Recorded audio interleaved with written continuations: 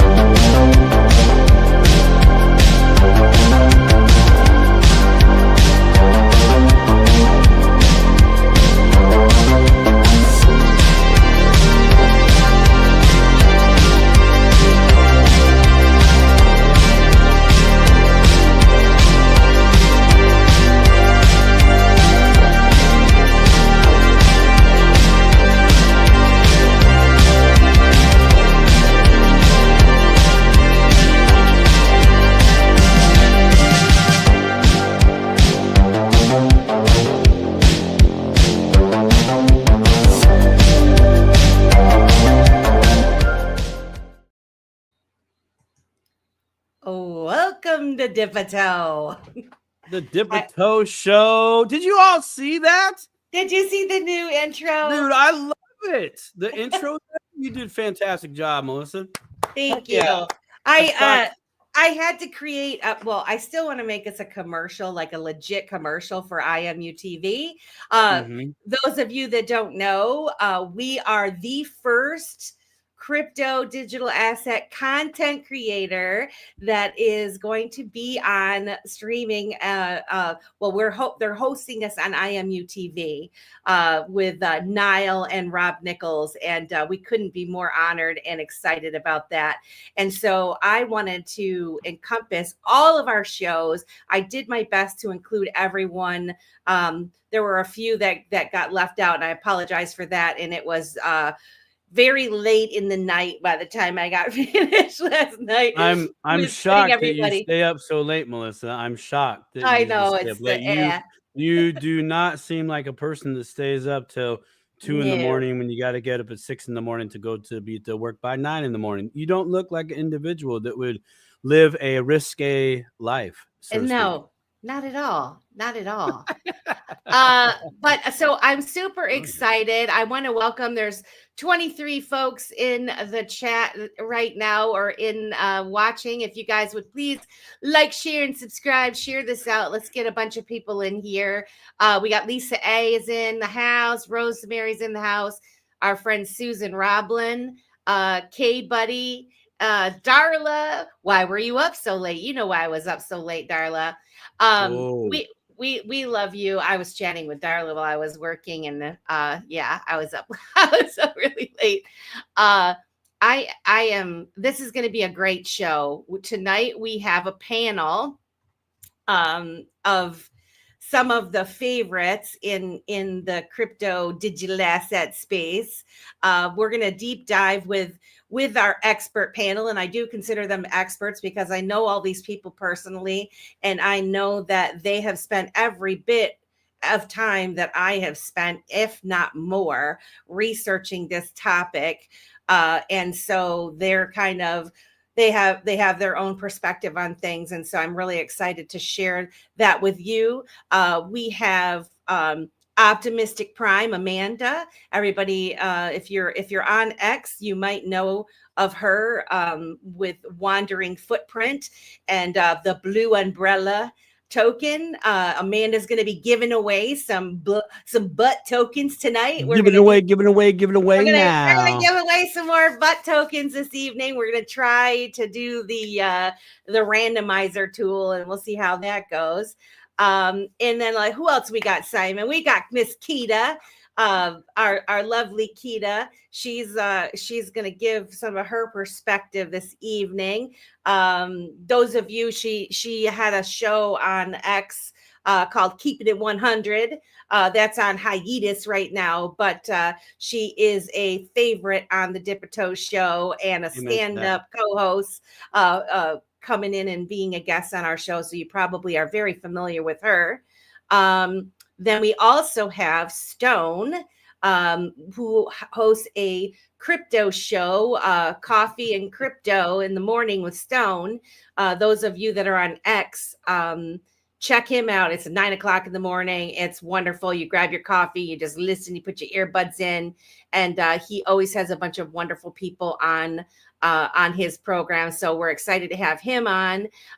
We have our friend Greg Pruitt from ARC. He's been on Dipito before, and he has some charities. We'll ask them to tell a little bit about what they're doing and their projects, and what they're working on now, so that you guys can be filled in on that. And then of course there's you and I. I'm just a nobody. I mean, I already know, man. I just come here I do the giveaways, I push buttons, and that's about it. Becky says, what time zone? Yeah, Coffee and Crypto is at 9 a.m. Eastern Standard Time. Yeah, it's a great show. It goes a couple of hours. If you're on the West Coast, you're going to be about 2 hours late to that show, getting up and getting your coffee and doing all that jazz. Yeah.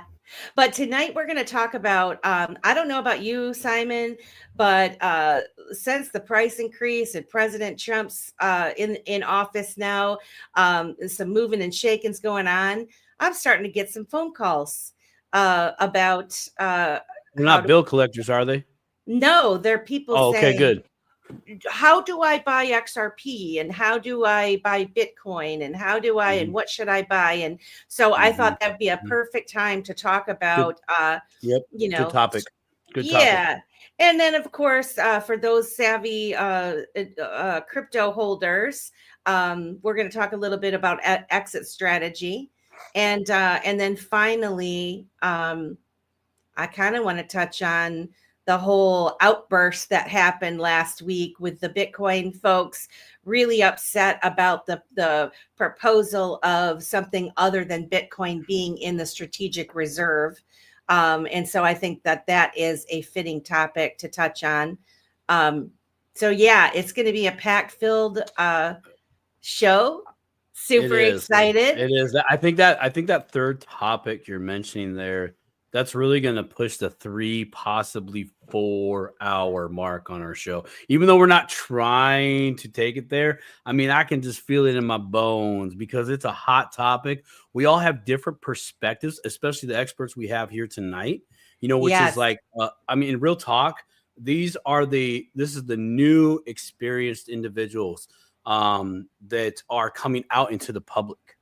On a regular basis, 9 a.m. on the East Coast, semi-regular basis, both in just the social circles plus the professional circles.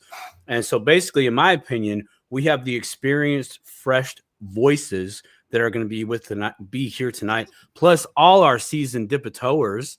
We got a lot of them. We got Uncle Buster's in the house. We got Buster. Uncle Buster, I love you. I want you to sound now, Buster, move. Florida, God, I really wish I had my turntables and my box right here. That would be fire. That's Susan great. Ravlin. Yeah, smash it. Yeah, Florida Man Landscaping, love it. Well, what do you think we get these guys in here? They're jumping at let's the bring bit. them in. Let's bring them in. I'm down. Backstage. All right, so let's go. Hey, folks. Hello, beautiful friends. What's up? How we doing? Welcome to Not Coffee and Crypto. Welcome to Dipito. Look at you guys. I know. Well, we appreciate you guys all. Hi. Hey, is it just on your screen or my screen? The comments are on Kita's face. Oh, geez. Well, her show is on hiatus, so we thought we'd do the same thing. Kind of like she's at a secret location. She's in Vegas. Hiding in the corner. I am sorry everybody. about that. Hello. No, you're good. Do we like this better? Because then we can do this. Yeah. Although we're just so small, though, that's why I liked the bigger one. But we'll do this so we can include, because I'm sure that folks in the audience are going to have some questions and comments. But before we get to that, I kind of want to go around the room, and if you guys could briefly introduce yourself. We'll start with Stone and then go Kita, Greg, and Optimistic. Welcome to Dipito, Stone. Hi. How we doing? So I'm Stone. I host a show Monday through Friday called Coffee and Crypto with Stone. And I'm in the business of connecting people. I Yes. introduce developers to other developers. I answer questions when people want to know, what's a Zaman wallet? How do I get one? How do I buy a token? What's a trust line? I really focus on the easy questions. We keep it very light, and of course, sometimes it does get a little bit deep. I do like to keep knowledgeable people around, You do. and sometimes people will come and try to throw us off, but there's always someone on stage with an answer. I mean, it's been quite the journey. Like Amanda always says, the only way through, or the only way, whatever, right? The through. only Why am way I is screwing through. that up? Right? I'm The nervous. only way like that. out is through. Yeah. The only way out is And through. I feel like we're all right in the middle. Like she was trying to come through, I was trying to get in. Like all these people are just trying to figure out where in the hell they are, and we're all just kind of figuring out the middle together. And Coffee and Crypto with Stone is kind of like, to me, it's like a cornerstone. You know, it's a fixed time where everybody that is curious can come and really come up on stage and ask the questions. Like if someone's in your DMs asking you for your seed phrase, come to Coffee and Crypto with Stone and ask if that's a good idea. Right. Like comment section if on a YouTube channel. somebody's trying to get money from you for any reason, for advertising, for anything, I encourage you to come on to Coffee and Crypto with Stone, ask the questions.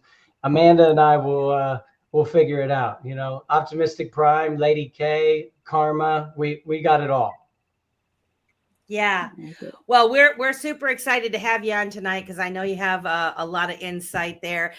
Neuro Boner says, interesting panel. Hell yeah. Hell yeah. Toasty, hello, my friend. Miss Kita. Hello, are you? hello.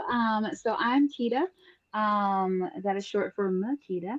And the beauty of it is that I am just like everybody else. I wanted to learn a bit about this asset that my sister told me about.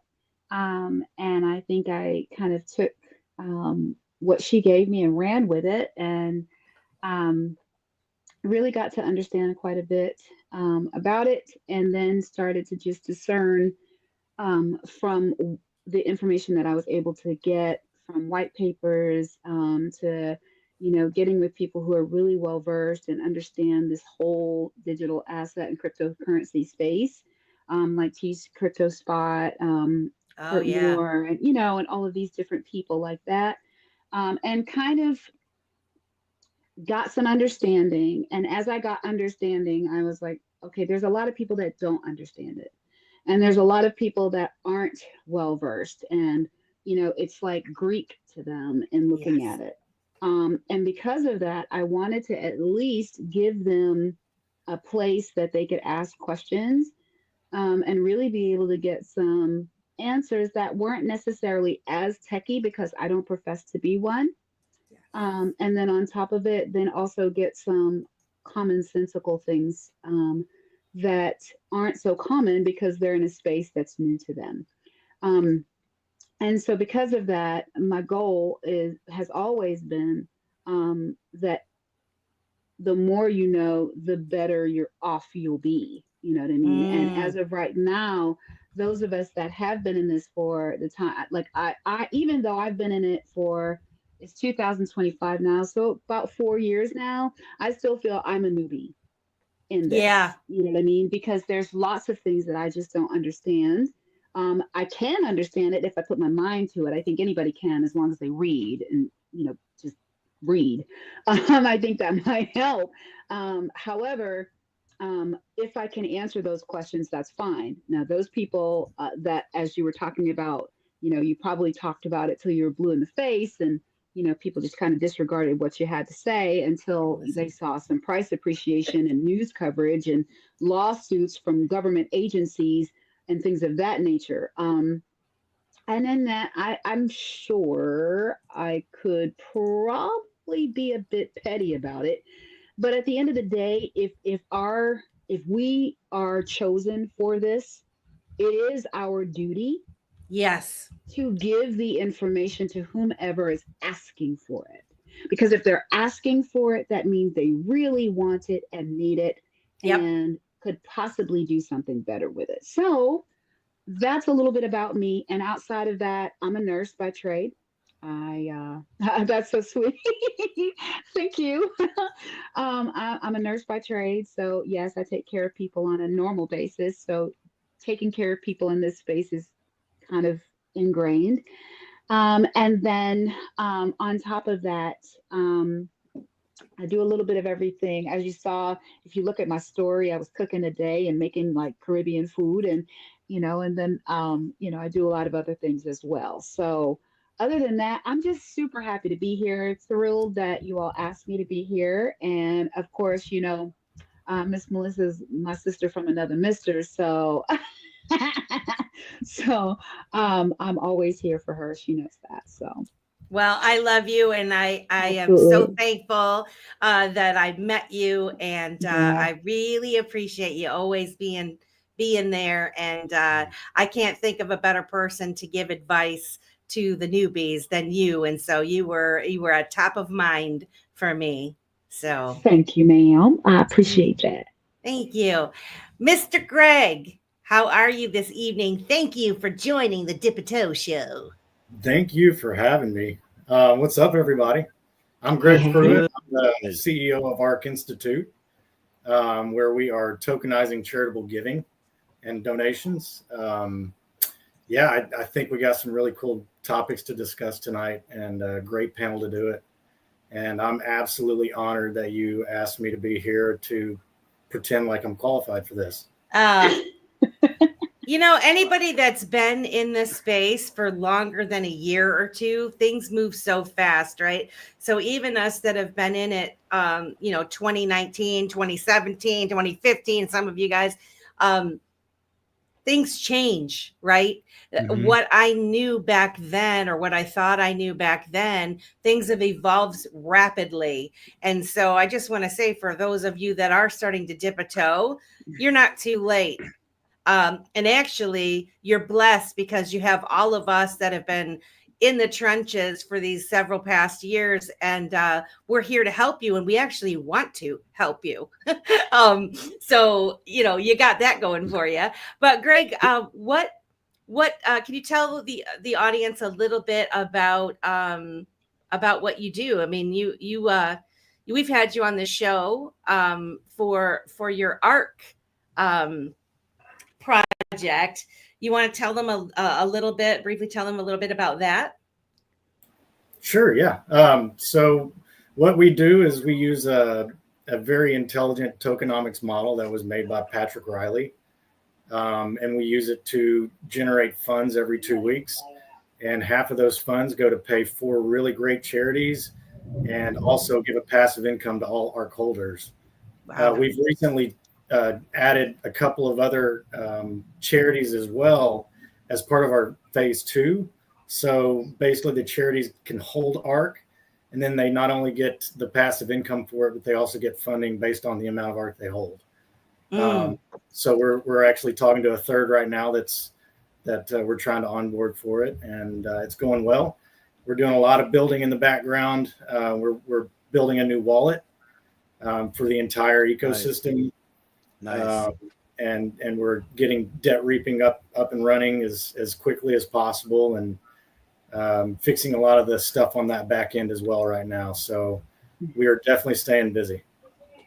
Nice. That's good. That's good. I know in this space when we don't hear from projects in a little while, or like, hey, did you ever hear where'd this project go? Where'd that project go? It's like, well, they're working. They have nothing to say. They're busy, so that's awesome. Love to hear that. And congratulations on being let out of social media jail. Just want to say it's good to have you back. Yeah, it's good to be back. That was a stressful time for me. I'm sure it was. And hey, also, by the way, your delicious XRP cookies have shipped as of today, and I will email you a tracking number. Awesome. That's awesome. Are you explaining explain this thing about this cookie? What's this thing about a cookie? Oh, I'll bring it up and I'll. I thought that was a gift for being on the show when we were all getting XRP cookies. I thought I was supposed to get some cookies. I'll Well, drop my shipping address. Now I can take up the address. So here's the thing. So our first winner of the cookies is she's in the chat. She's a guinea pig for these cookies, right? So this provider of these delicious, awesome XRP cookies mix it up with Megan. By the way, you can follow her on Instagram. That's where she does her posts. And I can pull that up here in a minute because she made a video about the XRP cookies that we've been giving away on the show. So the first cookies we got sent out to a Montana address. Well, apparently Montana likes to drag their feet over there at their United States Postal Service. Yeah, I know, man. I know.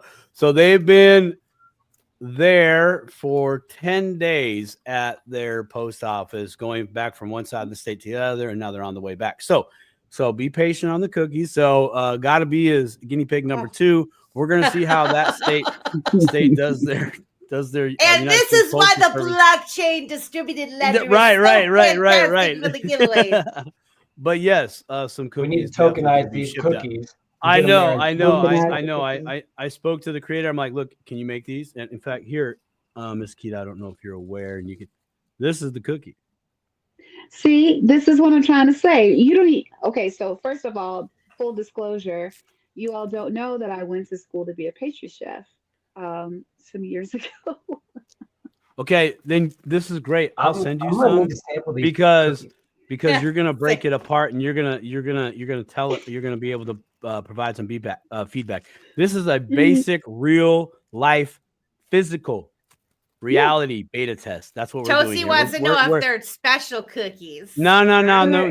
They're not. They could be. I know how to do that, but we're not doing that because you know how we are. We get busy. We leave them out on the table, and there goes the 4-year-old, and that 4-year-old. Oh no. Is out to lunch, but it'll be probably the most quietest day that parent will ever receive in that child. I gotta tell you something real quick. Tell me. My sister used to go visit my mom all the time, and she'd leave some of her cookies in her freezer when she went. And one day she went over there, and the whole bag was gone. And Heather was like, "Mama, did you eat my cookies?" And she was like, "Yeah." And she's like, "Well, how are you feeling?" Because she ate a whole bunch, and then but it was pretty funny. But she was okay. But she was very calm. She was very calm. I'm sure she was very calm. I bet she was. I bet she was very okay. I bet she was very chilled out. Oh, our beautiful friend Kristen's in the house. Adrian Hello. Z. Neuroboner is saying that Simon says wear plaid. So yeah, the plaid is because I'm down in the studio, as in downstairs, and it is about 19 degrees. So we gotta make sacrifices. This heater's not gonna turn on because that's expensive. And I have more crypto to buy, so it looks nice. It looks nice. You know what's funny though? You want to see what's funny about this hoodie? What? Let's see if hold on. Or not hoodie. It's not just no, not a hoodie. It's not a hoodie. No, I usually wear a hoodie, so I default that. I bought it. Look at that one. Yeah. Oh, bam! All right, now, Stone, stand up. Show them your shirt. Yeah, I see it. The XRP window. Watch this though. So hello. Look at his little guy. Whoa, easy now. I've got one like that. I've got one just like Stone has. You're gonna make the ladies pass out on the couch, bro. I have one just like Stone has. Huh? So look. Oh, BTC.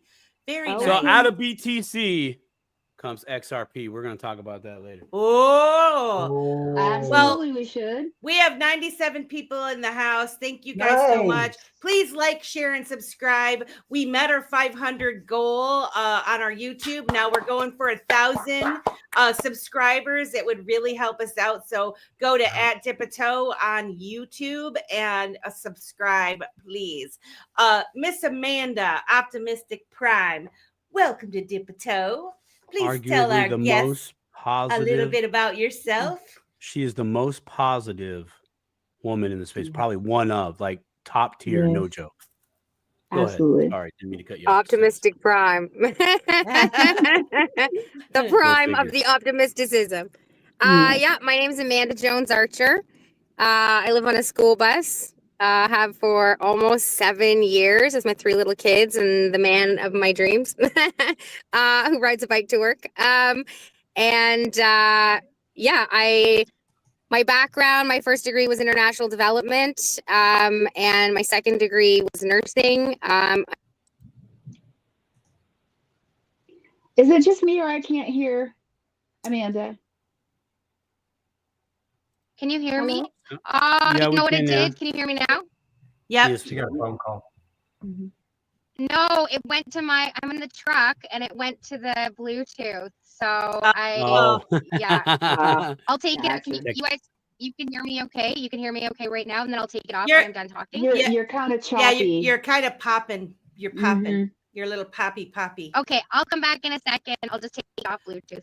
All right, while she's taking off Bluetooth, I want to mention something here, guys. So we did hear that Miss Amanda, Optimistic Prime, is going to be giving away some butt tokens this evening. But Now, in the Mhm. private chat, Mr. Gottabe says, feel free to give away some ARC tonight if we would like. Well, yes, we snap a would. doodle, I let's like go. it. And then Stone Man. said, well, shit, I got to give away some X meme too.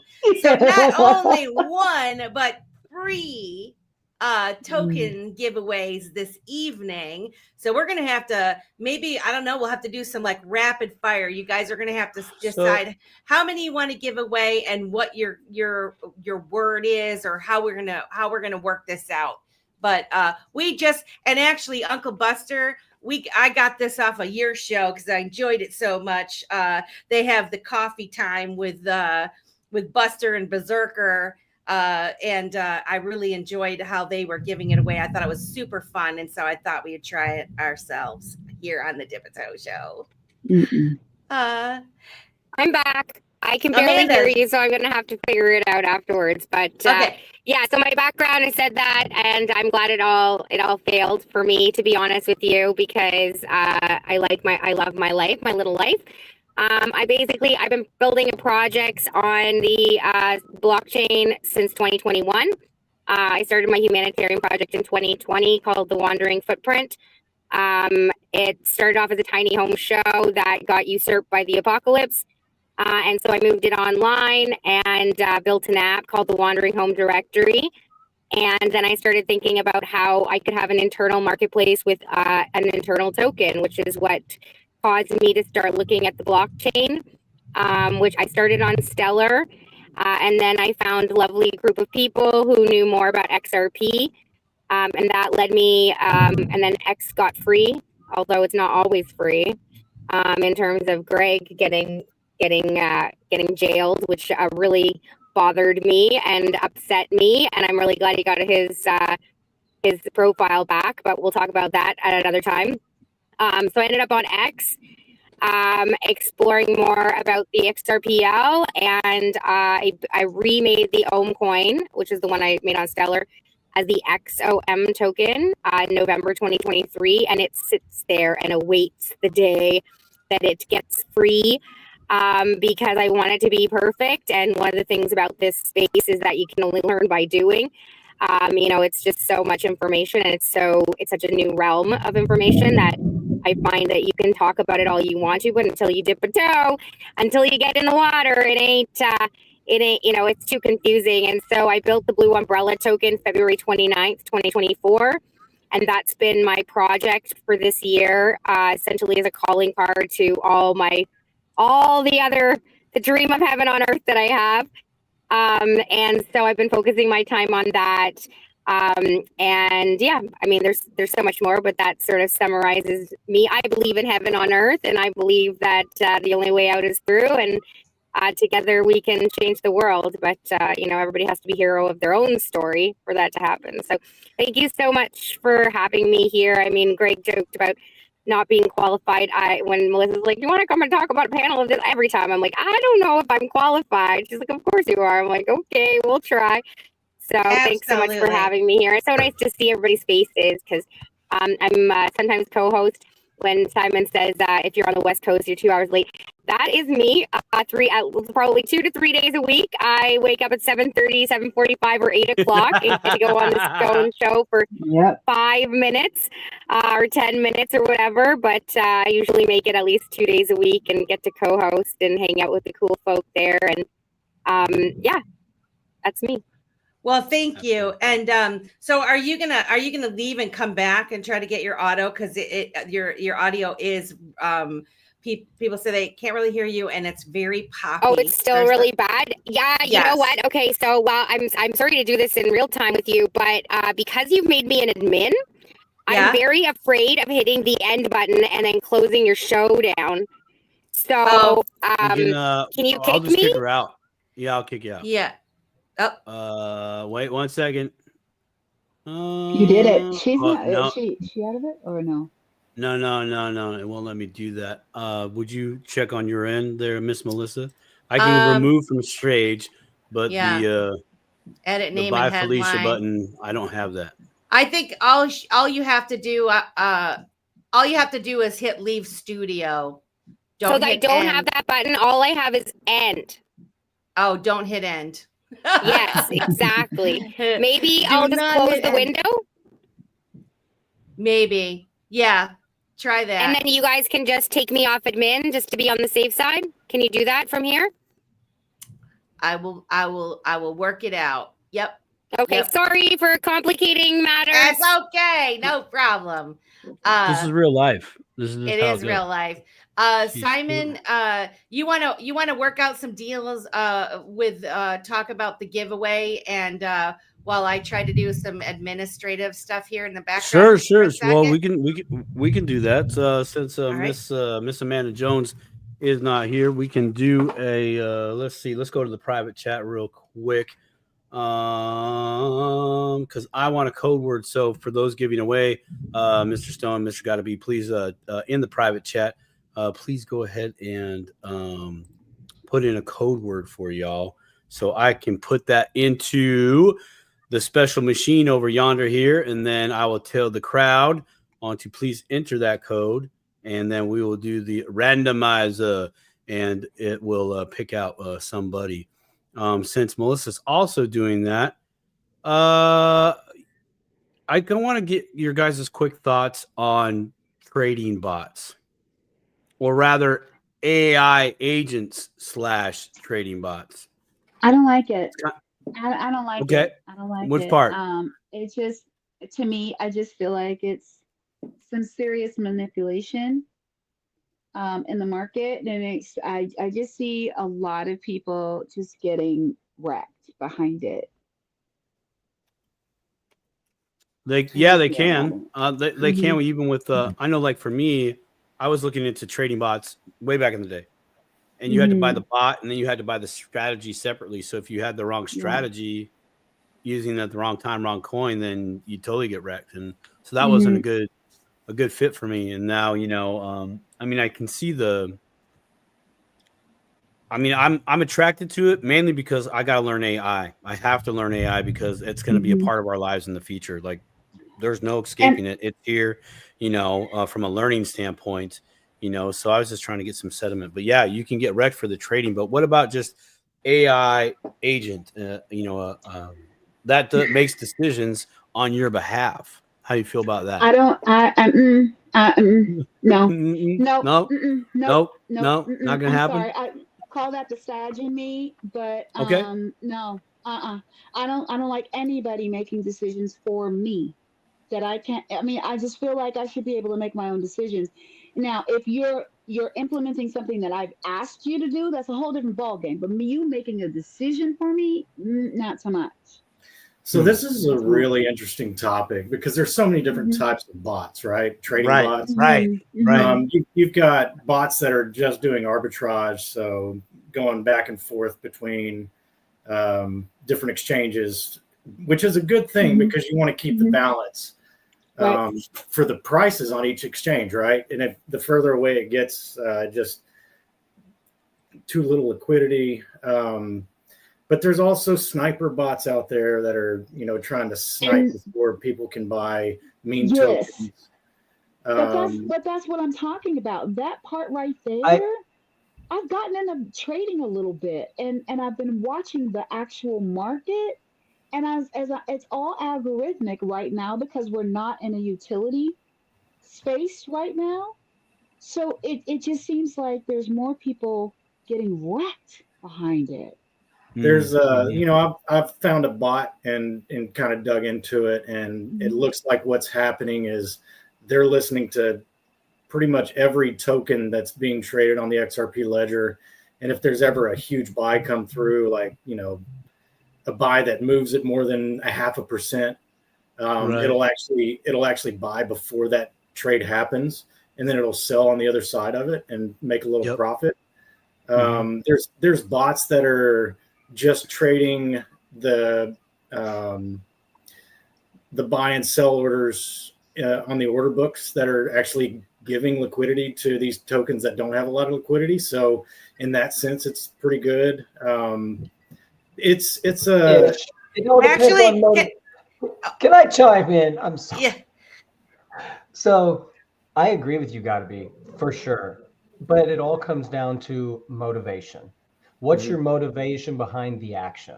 So just like owning a gun, the gun isn't going to do anything bad, but the gun is a tool there that's can be used to provide food, or it can be used for defense, or it can be used for something nefarious. These bots, that's what these bots are. And some of them are designed to do good. Some of them are designed to do bad. Some of them are designed to do both. And if the user doesn't use them properly, a bad thing will happen, or a result you didn't intend. Let's not use good or bad, right? A result you didn't intend will happen if you don't use it properly. So some of these things that have been built are being operated by people that don't know what they're doing, right?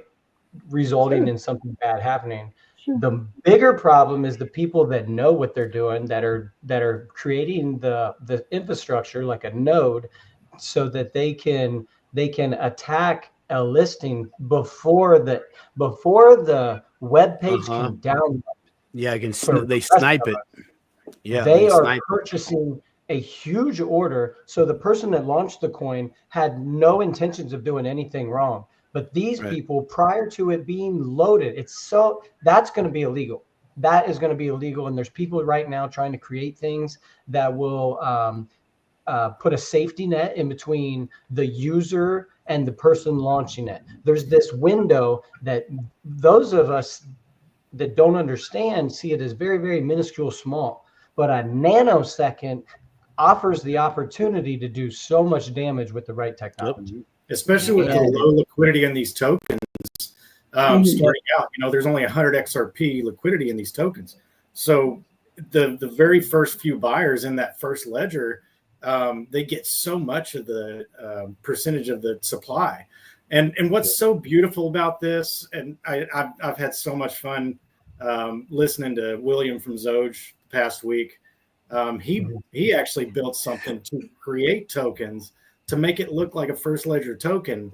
And what's happening is all these bots are buying into it and they're not able to sell out of it. So he's like, pretty much. At least it's slowing them down. At least it's a pain in the butt. I love those. If you guys aren't following him, that's fire. That's fire. And he has a space on X, 11 p.m. every night, Trench Warfare. And it's perfect. That's good for me. I'm with mine. Like, Trench Warfare is something special, and it's going to have, I guarantee you, it's going to have 1 million followers one day.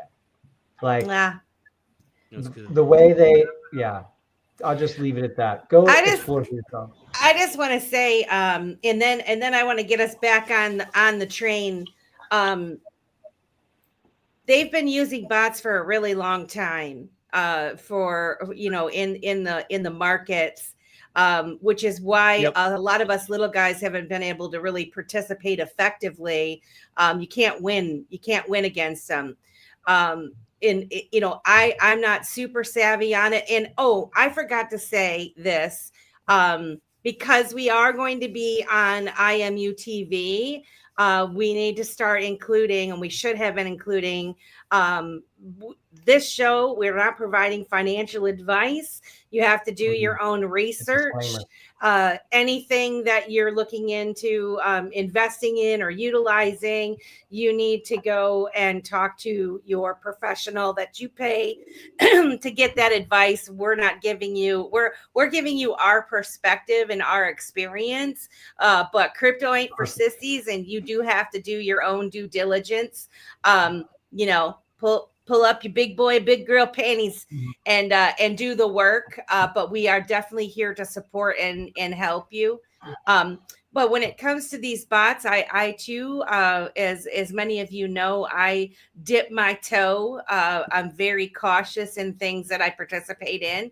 But through talking with Amanda, optimistic, in her butt token and wandering footprint, and getting your tokens listed when you create these projects, because there is such low liquidity, you do need to have that volume to keep your token in the know, so people can see it.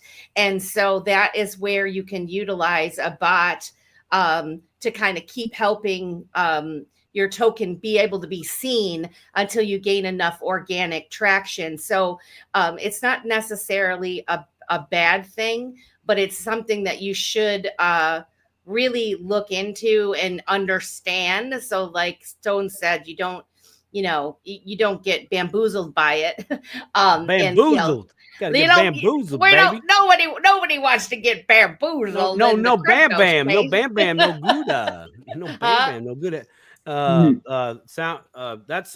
That's really interesting too. See, that's the stuff that most of us really don't know that goes on. We just think, oh, it's there. Hey, I can buy it. Oh, cool. I'm gonna get rich or whatever. Hey, I'm gonna be able to go on vacation with this one. Like it's natural. We're human. We think that, right? Most of us are gonna think that, right? We're paycheck to paycheck. By the way, first giveaway, secret word is right there at the bottom. X meme, right there. See it? See it right there? See it down low? Yeah. Type it in the chat. There it is in the chat in case you guys wanted to see it. That's the secret word for the giveaway. But apparently you don't have to spam the chat. You just have to put it in there once. If you want to spam, if you feel like you want your little fingers need to do some venting, go ahead, spam away. Yeah. Do it. But it is you can spam X too. Yes, just for fun. Bye. But it's a valid topic. I like and I appreciate everybody's perspective there. Miss Keenan, I'm like, no, I want to make decisions. I think I'm with you on that one. I'm going to make decisions. Other side of that, Stone. With great power comes great responsibility. Good or bad, it doesn't change what it can do. It's your intent and what you're choosing to do with it. And honestly, that both of those thoughts I initially had, and Greg offering the insight, and I think that's so cool that individual baited all those bots, man. That's a play. See, right there, ladies and gentlemen, that's where technology, bad intention. Oh, you're gonna do that? Well, watch this. I create a bot and. The best part is that he took the profits that he made from it and he bought a few of Zoj, bought some schmeckles and burned them. Oh, wow. Nice. Schmeckles? Nice. What's a schmeckle? So that I don't think people quite understand what we're talking about.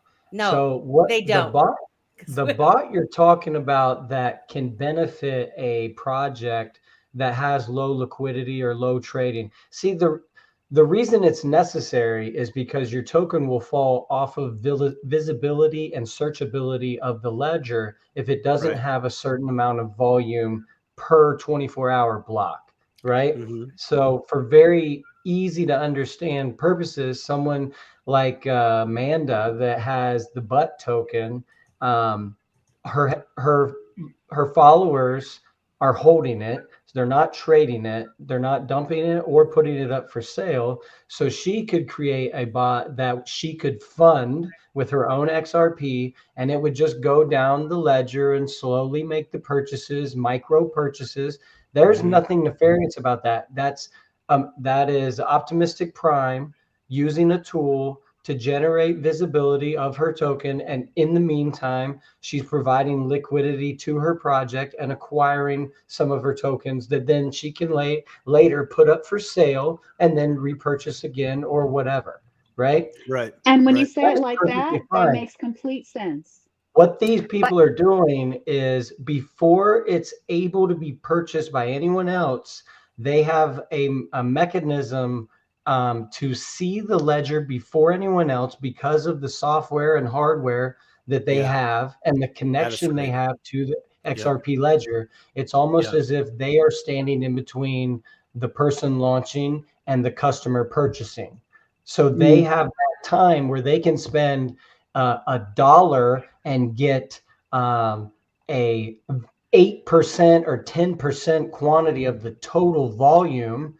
And then later they can do one of two things. They can wait until it goes all the way up and then sell it immediately, or they can track a project over time and slowly pull the liquidity out. And there's a couple of projects that they've done that. Well, there's a lot of projects that they've done that. Yeah. There's certain addresses that are known, and there are certain snapshots that have been taking place. There's people that are building things to combat these things, like a certain pause period on large purchases right after launch. And key figures in the XRP Ledger community are taking notice. Vet, he has a project called First Ledger that brought massive attention to the XRP Ledger, and he deserves massive amounts of credit. We interviewed him on the show. Yes, you did. A couple weeks ago. You did. And I watched that interview, and I, along with the rest of the XRP Ledger community, appreciated it. And I'm not trying to plug Vet, but go follow Vet. Go follow Vet. Sure. And so that's the First Ledger, one of the team of developers on First Ledger. And he's the kind of person that is looking at techniques that can help protect us as end users, right? So along with Zoj, completely different project, same motivation, protecting us, protecting you, protecting the community member. And I think it's great that these people are on our side. There's a lot of smart, evil people. It's really cool that we have a lot of smart, good people. Yeah, that is a tip for tat. That is a tip for tat. Is they're always willing to give up their information for free. They're always willing to teach. Yep. They are. They hold daily spaces that are public, and I can't stress enough the importance that, or the amazing point in time we are that we have the access to these developers, to these CEOs, to these CTOs, these technical officers, like of these soon to be Fortune billion-dollar companies, right? And they hold public spaces, and you can go and ask them questions in public. If anybody's trying to get you in a DM, talking about money or talking about anything that has to do with crypto, you do not need to do anything right away. Crypto does move very, very fast, but that's how they get you.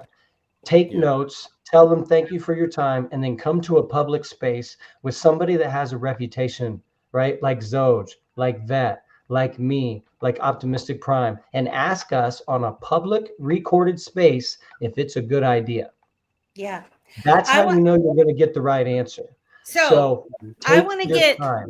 I want to get back to the topics at hand, and this, because we've kind of, for the folks that are new, that are dipping their toe, this seems way over. Like, I was just trying to fill the gap on something real quick. I just want to get some sediment. But sorry. I want to say hello to Marvin Davis too. Hello, Marvin Davis. Let's give our first giveaway again, and to drawing start right now. And as you're drawing, I would like to say, personally, I've had several people reach out to me asking me how to get into crypto. How do I buy XRP? How do I buy Bitcoin? What kind of wallet? All these types of things, right? Oh, Amanda. Holy smokes. Congratulations, Amanda. She's the winner chicken dinner of what did she win, folks? She won Stone's giveaway there. That's so great. But that's my girl. Is there some kind of insider deal going on here? I'm thinking there's some insider trading, insider. I already have that wallet. It's all a scam. It's a scam. No, but you made some really good points, Stone, in the fact that we are really early in this space. And so those of you that are beginning to dip your toe, you're starting, your interest is you're intrigued, you're a little bit curious. You are still very early. The best thing you can do is become part of a community. Watch Dip a Toe every Wednesday. Get to know some of us. We bring a lot of good people on the show, the people that we trust. We will introduce some projects. We can't say that all these projects and people that we interview are going to be great. Like we vet them as best as we can. But the fact of the matter is that all of us in this crypto space at the moment, we're kind of like the test pilot people. We're the guinea pigs of the space. We're learning together. And like Stone said, if you do frequent X spaces or listen to any of these conferences that go on or any of these shows, there are so many people that are building and leaders in the space that are giving their time for free to explain things. Because why? Because they want your interest. They want you to learn about this. They want us to work together and spread this adoption. And together we win, right? And so we are living in the most incredible time in your life, in our lives, where this is the most incredible opportunity that you have in front of you. And if you give some attention to it and do your own research and start getting part of these communities and talking, you can make some life altering decisions. So I just wanted to go around the room and see, have you seen an uptick in people that have normally ignored you for the past, 5, 7, 9 years, asking you, how do I get in crypto? And if so, what are you telling them? So we want to start with, we'll start with Stone and we'll go Greg, Keita, Optimistic, and then Simon. Yeah. Thank you. Every day. And it's so funny that it feels good, right? To be right. It always feels good to be right. But then it immediately makes me sad. Like, like even family members, they'll be like, well, we heard you talking about this, 4 years ago. We never had the money. I'm like, do you have more money now? They're like, no. And I said, but you're motivated. It's perspective, and it's like, I really wish my brother would have got in when it was 33 cents. I got my woman in at 34 cents. She didn't even know what crypto was. She didn't even give a shit what crypto, but she didn't care what crypto was, but she cared about me. And she understood that she believed in me, right? She believed my opinion was valid, and it didn't matter that she didn't understand. So she bought in. Right. And now there's people that I grew up with, that I went to school with, that I served in the military with, that I went to the gym with every day. And now they're coming to me and they're saying, oh, I wish I would have. I say, what? You wish you would have believed in me before? Yeah. Well, now it costs you, that lack of belief or that lack of action costs you a tax.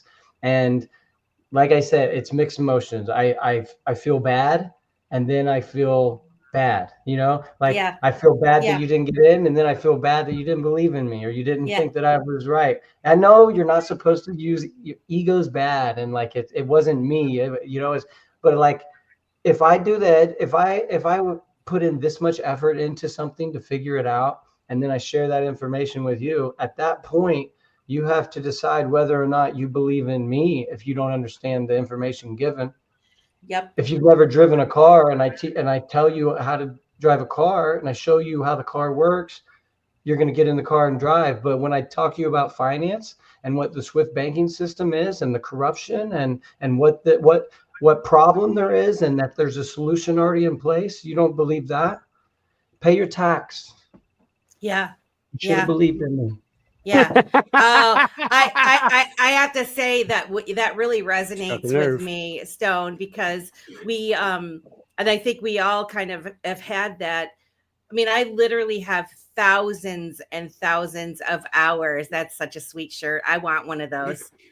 I have thousands and thousands of hours spent researching this, and my perspective has changed over the years because I keep expanding my thinking, and I keep, dipping my toe into different little spaces and learning, about interoperability and all of these types of things. And you're right. It is hurtful when, people just straight up ignore me. That's like, I was talking to, someone the other night, and I said, I feel like the Breakfast Club where Ali Sheedy, they were saying, like, what do they do to you? And Ali Sheedy says they ignore me. Nothing. That's what they do to me. They ignore me. But it's okay. Pay your tax.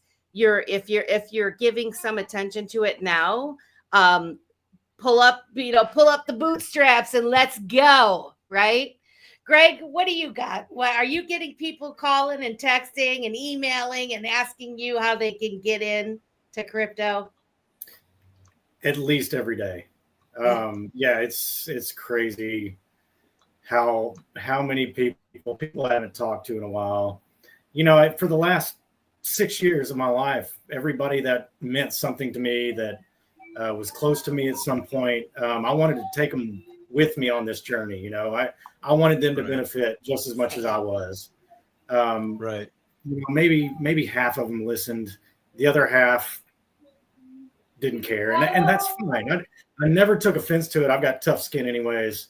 But now so many of those are calling me now and saying, hey, what do I do? How do I set it up? And I'm very happy to help them set it up, because I still want them to win. They're just not going to win as much as they could have when you could, get 2 XRP for $1 special, Right. Right. But I'm very, very happy and willing to help friends and family set it up. I've got an uncle who's been in the stock market for a long time, and I've been talking to him for a few years about crypto, and he just never once, he would make jokes to me about, how's your Doge doing or whatever. But now he's actually it's doing really well. Yeah. Now he's buying. Now he's trading with me. He's trading leverage with me, and he's loving it. And he's making money, and I'm just. He's like, damn! I wish I would have listened to you before. He could have been having fun all this time. He said if I would have listened to you before, he said I'd already be retired. Ay. Yeah, it's. I get it. I understand why they're so hesitant. When I talk to them about it, it doesn't say anything about my knowledge of it, my way of being able to explain it. It's just their minds are already molded from what they hear on the news every day, and the media has been so horrible when it comes to crypto. So wild. It's just one of those things. So yeah, I'm if they come on even late, I'm glad. Yeah. Amen to that. Keita, what about you? Are you getting an increase in calls, particularly since President Trump's been elected? And all of this stuff. That's a factor for me. I think that's kind of, I've seen the uptick since then. Yeah, and here's the thing. I've seen it across the board. When I know something is good for people, I'm normally pretty loud about it and talk about it. And, it's just when you start getting that deer in headlights look, when you're trying to explain it and they're just like, Yeah. Too hard. And I know for you and I, Melissa, we've always said, there's a calling for those people that are in this particular asset. You know what I mean? There has to be a reason why they don't get it the way you get it when you're trying to talk to them. Um, so for me, when I was telling friends and I was telling family about it, I was very straight up and very clear. Hey, this is what it is. I'm telling you about it. If you want to know, I'm here. I have answers. I said, however, don't say I didn't tell you and don't come to me later. That's all. If you don't buy it now, okay, that's fine. Because what that then tells me is that you don't trust me. You don't trust my thought processes. You don't trust my intelligence or the fact that I wouldn't tell you something about, um, I have, I wouldn't tell you about something that would be bad for you. Do you see what I'm Yeah. saying? And so Yes. because of that, sometimes I take a little bit of umbrage to the fact that you didn't even contemplate, think about it or at all. And if Yep. that's the case, then I leave it alone. If you Yeah. come back to me later and you're genuine about it and you want to understand it, I have no problem telling you that. But my thought processes, and I said this to my family, look, don't come to me later. Don't come to me with your hand out because it's not going down. I love you so much, but it's not going down like that. So I do take that information. It's my job to give people that, I feel like, because he wouldn't have given it to me if it wasn't a reason for it. Yeah. I wouldn't understand it so well or be able to explain it to people where they can understand it if it wasn't what I'm supposed to do with it. Amen. So, because of that, I'm excited. And especially since Trump has been in office, because he is so digital asset and crypto friendly and has already said, hey, this is what I'm going to do. People were pretty pissed off about the fact that as soon as he got into office and the inauguration, that it tanked. Some of that had nothing to do with him. Some of that had to do with the algorithm that's in the market. If you follow the market, watch the market, you will see that these things are programmed in regardless. They feed, and somebody said something about emotions earlier today. And trust me, when they look at those things and they say, oh, Trump is, he's there and he's for the digital assets. The thing is you don't think about the fundamentals and what needs to be there in order for it to move. And that happens to be interoperability. And I know y'all are like, this girl is going off on a tangent, but No, go, baby, go. but- This is I America. want optimistic has a good reply to that, Mhm, and she's mhm. going to reference trench warfare and buddy. Okay. And all I'm saying is once you think about the interoperability, the fact that there's no regulations yet, right? We're still working on those. Okay. So if you're expecting to see something before that, you're I'm sorry, you're sadly mistaken. You know what I mean? There's other things that have to be in play first before there is significant price appreciation. And until people realize that, they're just going to be in this almost like a day trader to me. Mm-hmm. I Mm-hmm. was. Mm-hmm. Were any of you guys in the space today with Vet? He started at 5:30 tonight. He Mm-mm, had mm-mm, oh, where's my note? He had Austin King. He had mm-mm, Austin King on his show tonight, or his mm-mm, space. It was recorded. It was very, very good.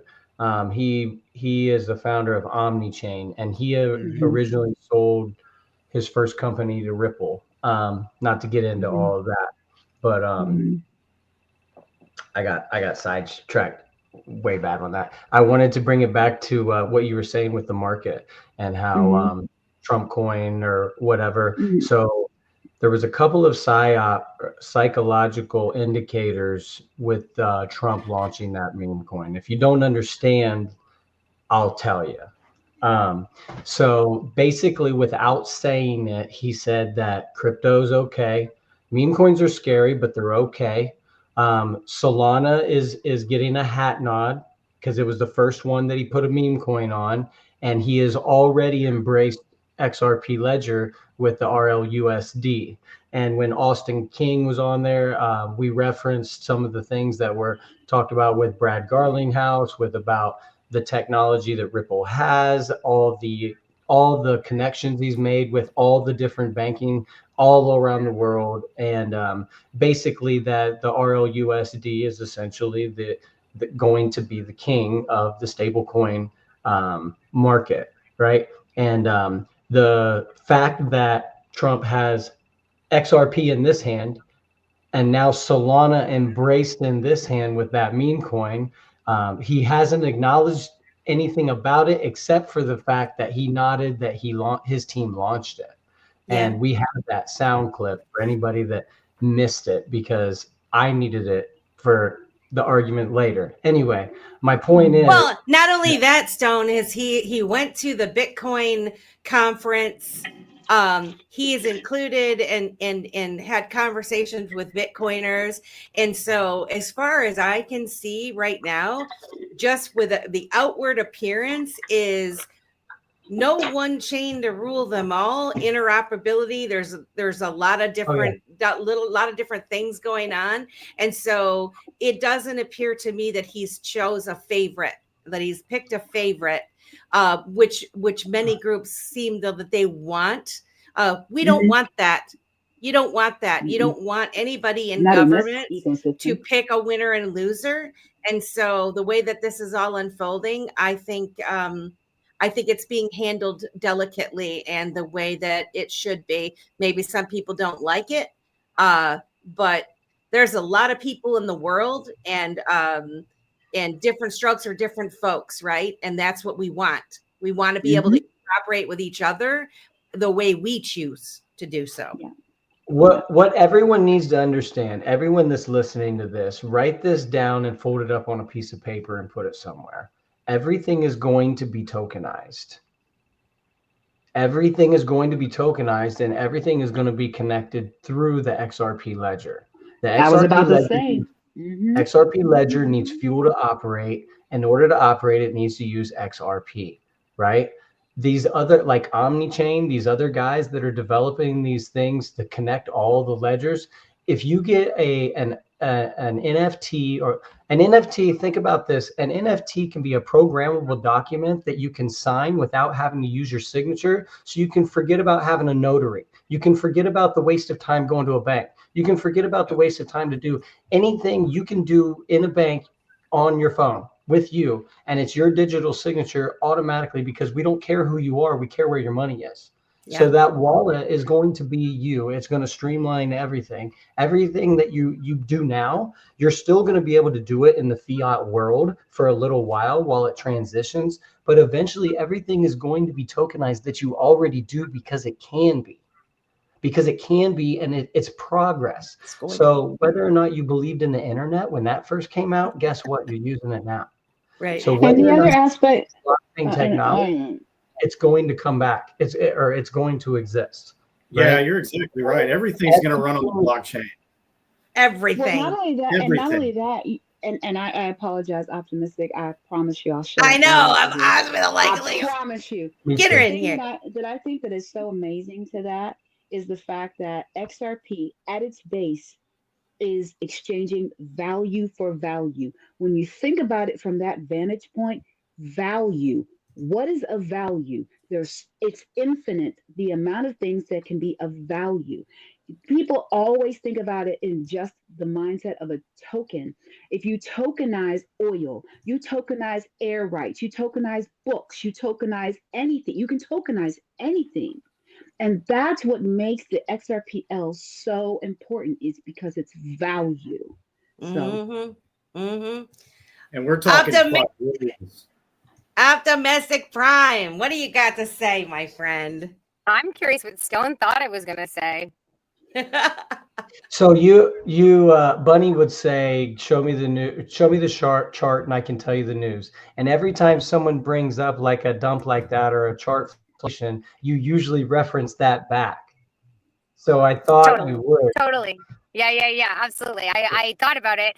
I thought about it while they were talking. Absolutely.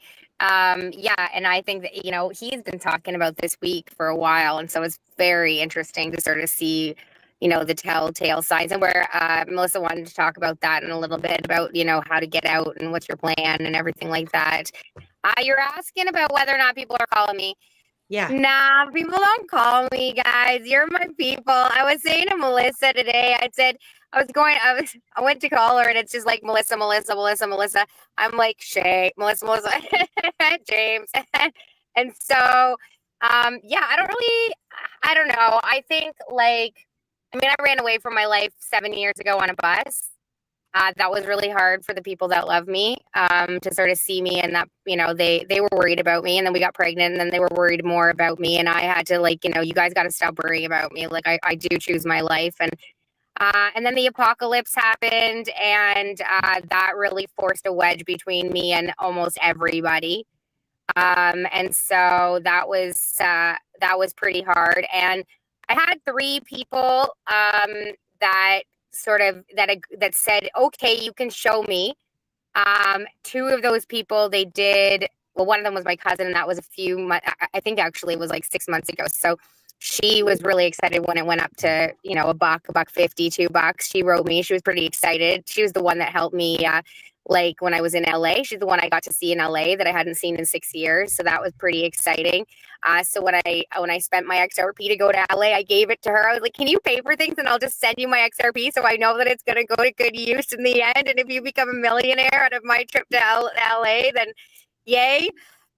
So that was really nice. And then I have one friend that I went to nursing school actually, and she bought a couple $100 before it went up. So she was super stoked and wrote me. When you guys were talking, I was actually remembering that my brother, I have a step brother who's 17 years older than me, and he has a wife, and we were always pretty close. And I basically, the week before it went up, I put out a thing on Facebook, but I don't really share much on Facebook anymore because I'm a truther, and people don't like that in my real life, quote unquote real life. This is my real life, but you know what I mean, the people from my past. And so I don't really post much there, but I had just got this urgency. And so I ended up posting guys, please let me help. Please let me help you. There are so many scammers out there. I just, at least if you are curious in this sphere at all, please let me just show you the basics so that nobody's going to take your money, even if you only put $50 in, Yeah. And, and especially the people that I love the most, I could feel it coming. And I wrote them specifically, and she turned it political real fast. Oh boy. And a week, and I was like, okay, I was making an offer. I'm trying to be nice here, and I don't want to be talking about, the controversial shit here. That has nothing to do with nothing. So I let that be, and I haven't heard back from them. That was October. And so Christmas happened, nothing. So, I'm a little, I definitely get hurt a little bit, but I think that ultimately when, people reach out to me because I'm in spaces and because I'm, very public in my journey, and, I sometimes go back to TikTok, but I'm mostly on X now. People ask me what's the, how much should I hold? I always say honestly, one day people won't be able to afford one. So if you have enough to get one, just get one, Get one. Just get one and just let it sit there. And when people ask me, I'm thrilled. Yeah, I get a little sad, like Stone said, I get a little sad that, they weren't able to see what I see. But, what I've learned from my life is you can't convince nobody and nothing. Nope. I remember when people used to tell me I was addicted to drama, and I was like, what do you mean? My life is crazy. I'm alone in the world and my life is crazy. What are you expect of me? And then I was just one day, it just occurred to me oh, I get it. I am addicted to drama, and it was just one of those things that it was there and it wasn't there. The awareness of what that meant, of just not responding to people who are baiting you, not just being willing to just step away from an argument instead of engaging in an argument. These things had never been taught to me. And so I just didn't know that there was an alternative way of being until I did, until I realized that, you don't have to engage with bullshit. And so I think the same thing has to do with a lot of this stuff, most of my people are truthers that have been following me on social media for the past 5 years, and they're terrified of the blockchain. And to be quite honest, when I found out that when I started having these feelings I needed to build on the blockchain, I was terrified. And so I would make these TikToks and just be okay, guys, so like there's this thing, and I don't know if I'm leading you into the belly of the beast, but I don't know, God's telling me I'm supposed to go this way. So I'm just going to let you know that this is what I'm doing, but I don't know, you know? And I think that like because I'm such a truther and because I'm so controversial on every topic, like I am all tinfoil hat, blue umbrella. I wear, you know, I got upgraded, guys, to a blue umbrella. But you know, I think that I've made a lot of peace with that people just don't believe what I have to say. But you know, I've also come to peace with the greatest revenge is success. And Amen. that, you know, I don't gotta do nothing. I just gotta be. I gotta be XRP. Gotta be. And you know, I think that ultimately, I mean, when people come to me, Schmeckles in the house. It definitely, it's thrilling when people do believe you and come back and say, hey, you know, can you teach me? And I'm like, yes, absolutely. You know, I will do everything I can to make sure that you don't get scammed. You know, that's my biggest goal. Because we've all been scammed, and there's so often people come in, you know, a lot of people find it, you know, show up in stone space. I got scammed. What do I do now? You know, and you're just like, damn it.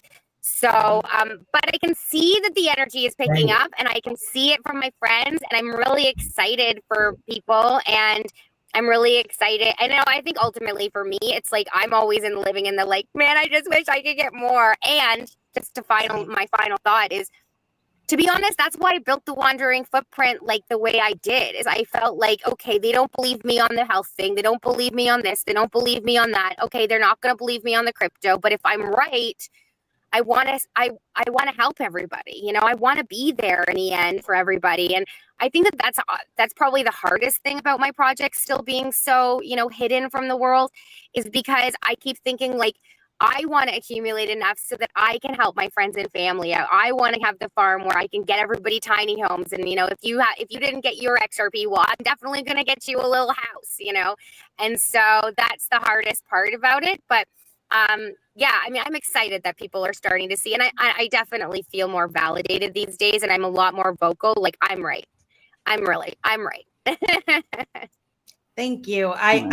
Yeah, that really resonated with me. And one of the things about being in the crypto space, and you were talking about drama, and you didn't know, when you start driving your attention towards something else, this does take up a lot of time to educate yourself on it, and so it's a positive thing.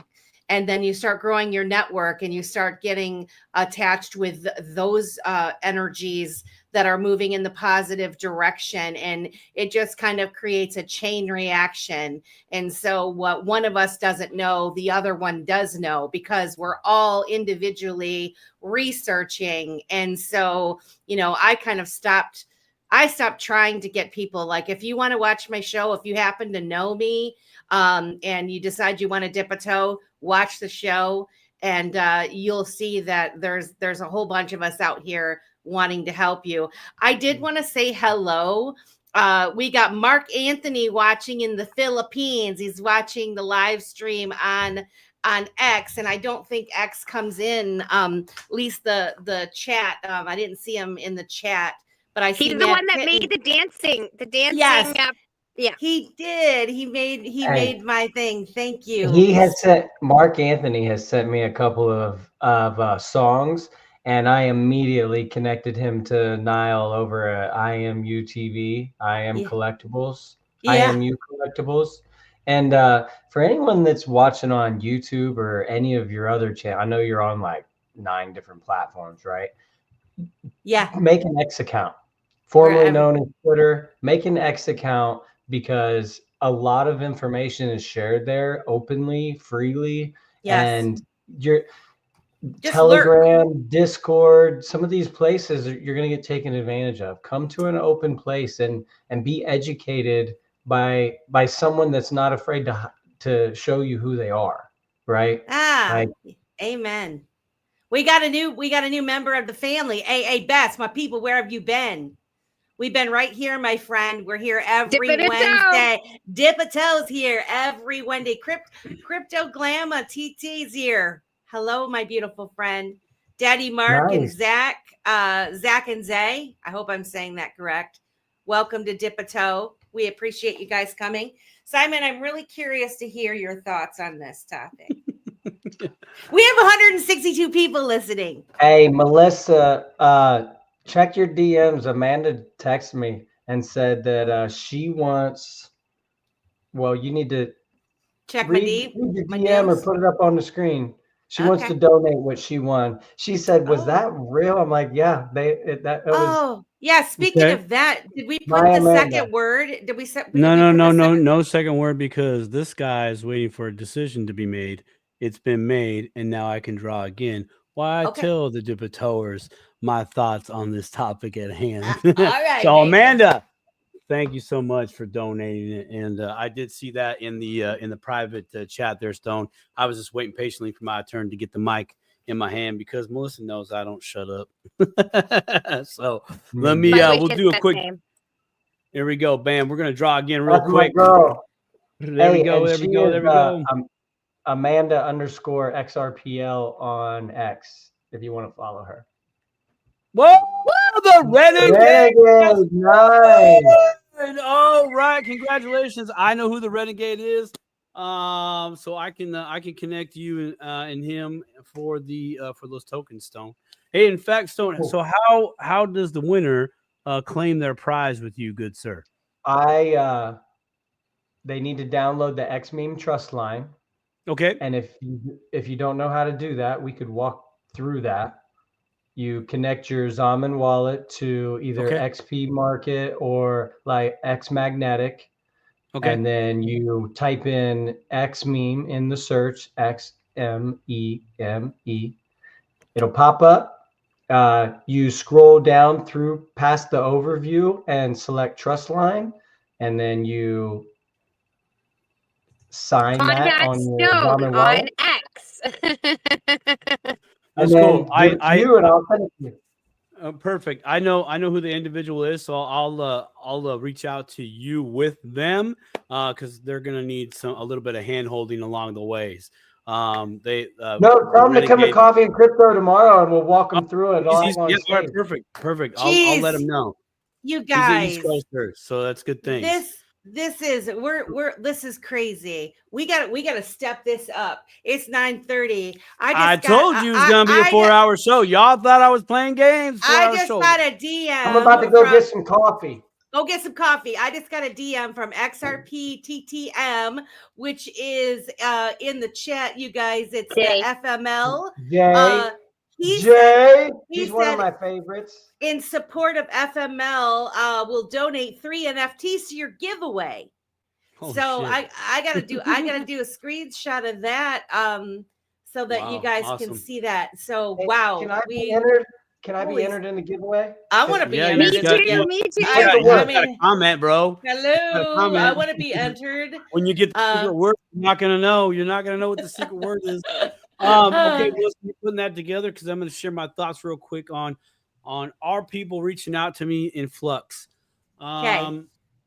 Yes, they are. But I've had this once before in the last bull run because I've been in since 2016. And so I was talking to people on job sites in my family, everybody. I already had the first hurt feelings box, where it's like, I try to tell you all, like I literally try to tell you, you guys are on the same level as me. You're the same paycheck as me. I found a bonus here and I'm trying to throw you a line. The next go around, some of them, again, probably what we kind of talked about, price goes to $3. Oh, now you want to come in. I'm still going to help you. I do feel a little bad on that, like as in you missed this bus, but I don't feel bad you didn't trust me. That I don't feel bad about. Yeah. Because I have been given information throughout my whole life. And I'm sure that, man, Simon, if you only would have done this, it'd have been cool. They didn't have hurt feelings. And I've gotten tough love on a lot of things. And the individuals that I listen to now that are just successful, wealthy individuals, successful business individuals, there's no emotions. So I gotta be I'm down to help you. I'm going to get you in. But I recognize that that's their decision to not, and that's a part of their journey. They have to go everybody gets a turn on the I missed the boat. Everybody gets a turn. Everybody gets a turn on they said this in the news. How come the price didn't go up? This was the reason why the market took a dip today. No, not at all. No, it ain't. Here, let's go back through current events and I could show you. Everybody has to come to that truth, that realization for them. I'm still going to be that hand out there like a what do they call a flotation device out in the middle of the Life provides. I'm going to be right there. I'm going to be right there. Just because you can say, I told you so, doesn't mean you should. It doesn't mean, it doesn't mean it doesn't do any good. And I work with construction workers. I'm like, you know what I could do right now, right? And they're like, yeah, I'm not going to do that because I'm happy for you. You finally took my hand, and I'm literally going to be a part of the next chapters of your life. I get to be a part of that. So thank you for that opportunity. I really wish you were in a different room with me right now. Yeah. You will be on this next go. I promise you will be. So just listen to me. What you take from me what you can, apply it to your life because it's the real journey. Okay, don't let all this noise out here deter you. If you're in, you're in. Good. Go at your pace. Do what you can because everybody's going to come up different in different ways for different reasons, different seasons. So that's kind of my thoughts on that. Well, and that's fitting too, Simon, because we got All Out Airguns PCP, who is a new watcher of the Dip a Toe show. It says, hey, y'all, brand new to crypto, lost $100 on the Trump meme coin. You're down $100. Yep. Yeah. They're brand new to crypto and they're trying to learn. They don't want to get burned the next round, but he's a guy trying to learn and start off by putting $20 and $50 in at a time, which is exactly small ball. Learn it. DCA. And one rule that Simon taught me that you don't lose unless you sell. Cash out. That's right. That's the thing. That's the thing. And so you're in the right place. All Out Airguns. You're in the right place. Come back every Wednesday. Follow all of us on X. Go to Stone Space in the morning. You're gonna XRP baby. XRP, not Trump coin. After you're done learning and your head hurts, come to Gotta Be Karaoke and on Saturday night. Amen. Hey, tomorrow night poker. And that's right, you got the poker too. That's cool. We have so much fun. And we got I still got to stop by and do some YMCA at Gotta Be's party, man. That's almost like the Saturday nights usually like like date night or family events, and I'm like, oh man, there it is. I can't be up in my mom's house. I need the green. I want to win. I want to win. Green laser eyes. The green laser eyes ice cream. I want to win these, but so are we eligible? I don't think we're eligible, but 3 lucky winners are going to be. So this is you got a code word? I think code word. Just a simple yes. I think the code word is going to be $FML. Don't tell the crowd. They'll jump in and put it. It's got to be a secret. It's not a giveaway if you tell them how to win the prize. Yeah. Well, I'm just saying. Well, so when we're ready, we could just do that, and we'll just do like 3 separate drawings for it, so that way, 3 people. Darren Baxter, hello. We've got a lot of new people watching Dip a Toe show tonight. There's 187 watching. You guys, if you would please, it would be so awesome if even half of you went to our at Dip a Toe on YouTube and followed our channel. And help us get to 1,000 followers over there. That would be fantastic. Simon? Secret word, please. Secret word. Well, we're gonna do Greg's because Greg is up next, and Greg. I got his. I got his. I'm gonna put that. I'm gonna put that. And ladies and gentlemen, I'm gonna put it on the ticker that's going to be down low. You're going to see a ticker, a banner that's going to go by the screen. So that means you're going to have to put your bevy down. You're going to have to pull over to the side of the road real quick. If you listen on your earbuds at work, you're just going to have to look at that phone and look at the ticker. Give it that's to where me. the secret word will be. So Give me the secret word. I'll give you the secret word. Keep your give it to shirt me. on. Center of the system. Touch us. Ladies could be driving. We need you to keep your shirt on.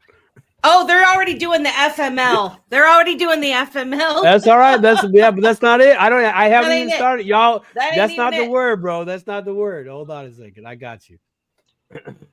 Yeah, Darla in the chat says, don't take it personally when people hesitate to invest in crypto. It's unfamiliar world that feels overwhelming. Our role is to educate, not persuade, empower them with knowledge, and let them decide. That is exactly right. And some of us, unless they went to high school with you, or they're your kin, where you can say, oh my gosh, we got X on X in the house. Hello, my friend. X on X.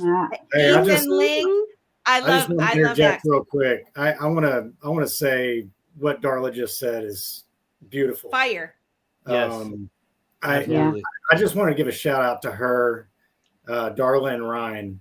I just got back to Arkansas from California visiting them, and they helped me out making my commercial for ARC for IMU TV. That's awesome. They are just the best people in the world, and as a matter of fact, I don't know if you saw it on my X account, but they're the reason that I got to have dinner with Rosie Rios. Rosie Rio. That's cool. I'm totally fangirling over the dinner with Rosie Rios for sure. I can only imagine what kind of a conversation that was. It was pretty crazy. I was kind of So after the dinner, then, would you say that most of us, maybe on the show, in this chat, are pretty much on a solid path and just stay the course? Okay, so we did ask her some tough questions. That's good. And I will say there was a lot that she couldn't say out loud. Of course. But her facial expressions said everything we needed to hear. Stay the course, people. Stay the freaking course. Stay the course. There you go. Not financial advice. Hey, here's not financial advice, but I'll tell you what made me feel good was when I heard, I see the word. I do see the word. Okay, all right. I'm not going to give it away, but I see the word. What was so that was good.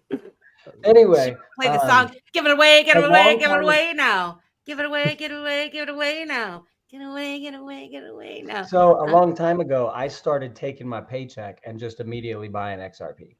And then I would, whenever I had to pay for something, sell a little bit, pay it, whatever. And it was funny when I heard some speakers over the last 2 days saying that they were doing the same thing. And these are guys that are in fintech. These are guys that are in the financial industry. And I'm just like, it's just a little reassuring to know that you're not crazy, like this is the future of finance. And yes, it's okay that we're this early. It's okay that it's scary. It's okay that. So another thing is having to jump through these hoops. You're getting paid for that effort. You are getting paid for learning. You are getting paid to show up and listen to the updates and the things that are changing and learning about an NFT now when it's a cute little monkey. Well, guess what? That NFT, I envision one day that you'll walk into a store with your wallet, with your Zalman wallet in your phone. You'll walk into the store, you'll get your buggy, you'll go around, you'll collect all your groceries, you'll bag them up, and then you'll walk your ass out. Do you know what you won't do? Interact with someone. Yeah. You won't have to deal with people anymore. If anything, you might answer a panel on a wall that's ran by an AI, but you won't have to do that. And that's all blockchain technology. That's all sensors, like sensors we have in a factory that can detect a paperclip moving from one building to another, right? So why can't I walk into a store, get some products, and walk out? You've been to a gas station where you just throw your products up onto a shelf and it just detects what it is, and that's beta testing this. Yes. All these little things that we're learning are beta testing. Facial recognition, the iPhone, like they're just testing us. They're gathering their data. The They're preparing. Snapchat that we played with, Mhm. all those The things. all the AI filters, pictures that they've made, all the new pictures filters, of all you. the yeah. So anyway, I just want to XRP. I want to circle back real quick for those of you who don't know. Rosie Rios was the 43rd treasurer of the United States. So that's no joke. She's on the board of Ripple. Her name is on the money. Her name is on all of our money in the United States. So take a little gander, look who signs your bill. So if any of you are new to crypto and XRP and some of these other projects, the likes of Rosie Rios are on board. They understand the train has left the station, and in 2025 is going to be a significant year. But I agree with you, Stone, is that, you know, back in the day when internet came out, you know, I'm old enough to remember having to use dial-up, and there was a local internet provider in downtown, and you know, you'd have to go and set up your whole internet in your email and stuff. And this is before, you know, Google came out.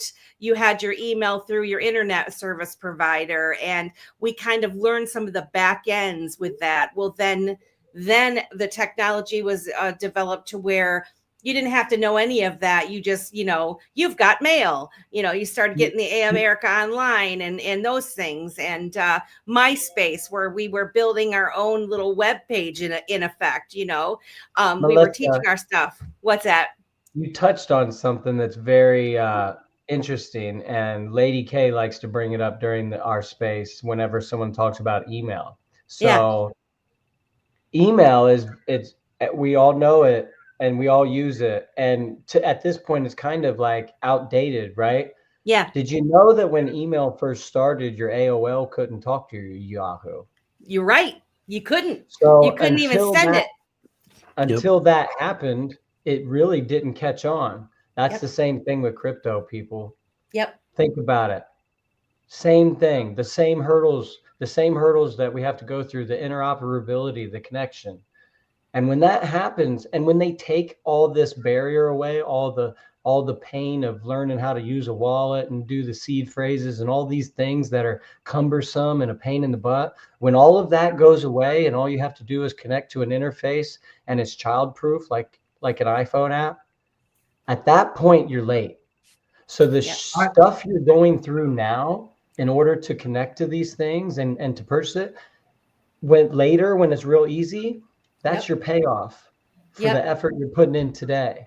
Yeah, that's exactly right, Stone. And I want to add to what you're saying as well, because it took a couple of decades before we had that interoperability with the internet, right? But you have to understand the way technology works is not linear. It is exponential. And we are on that rise at the end.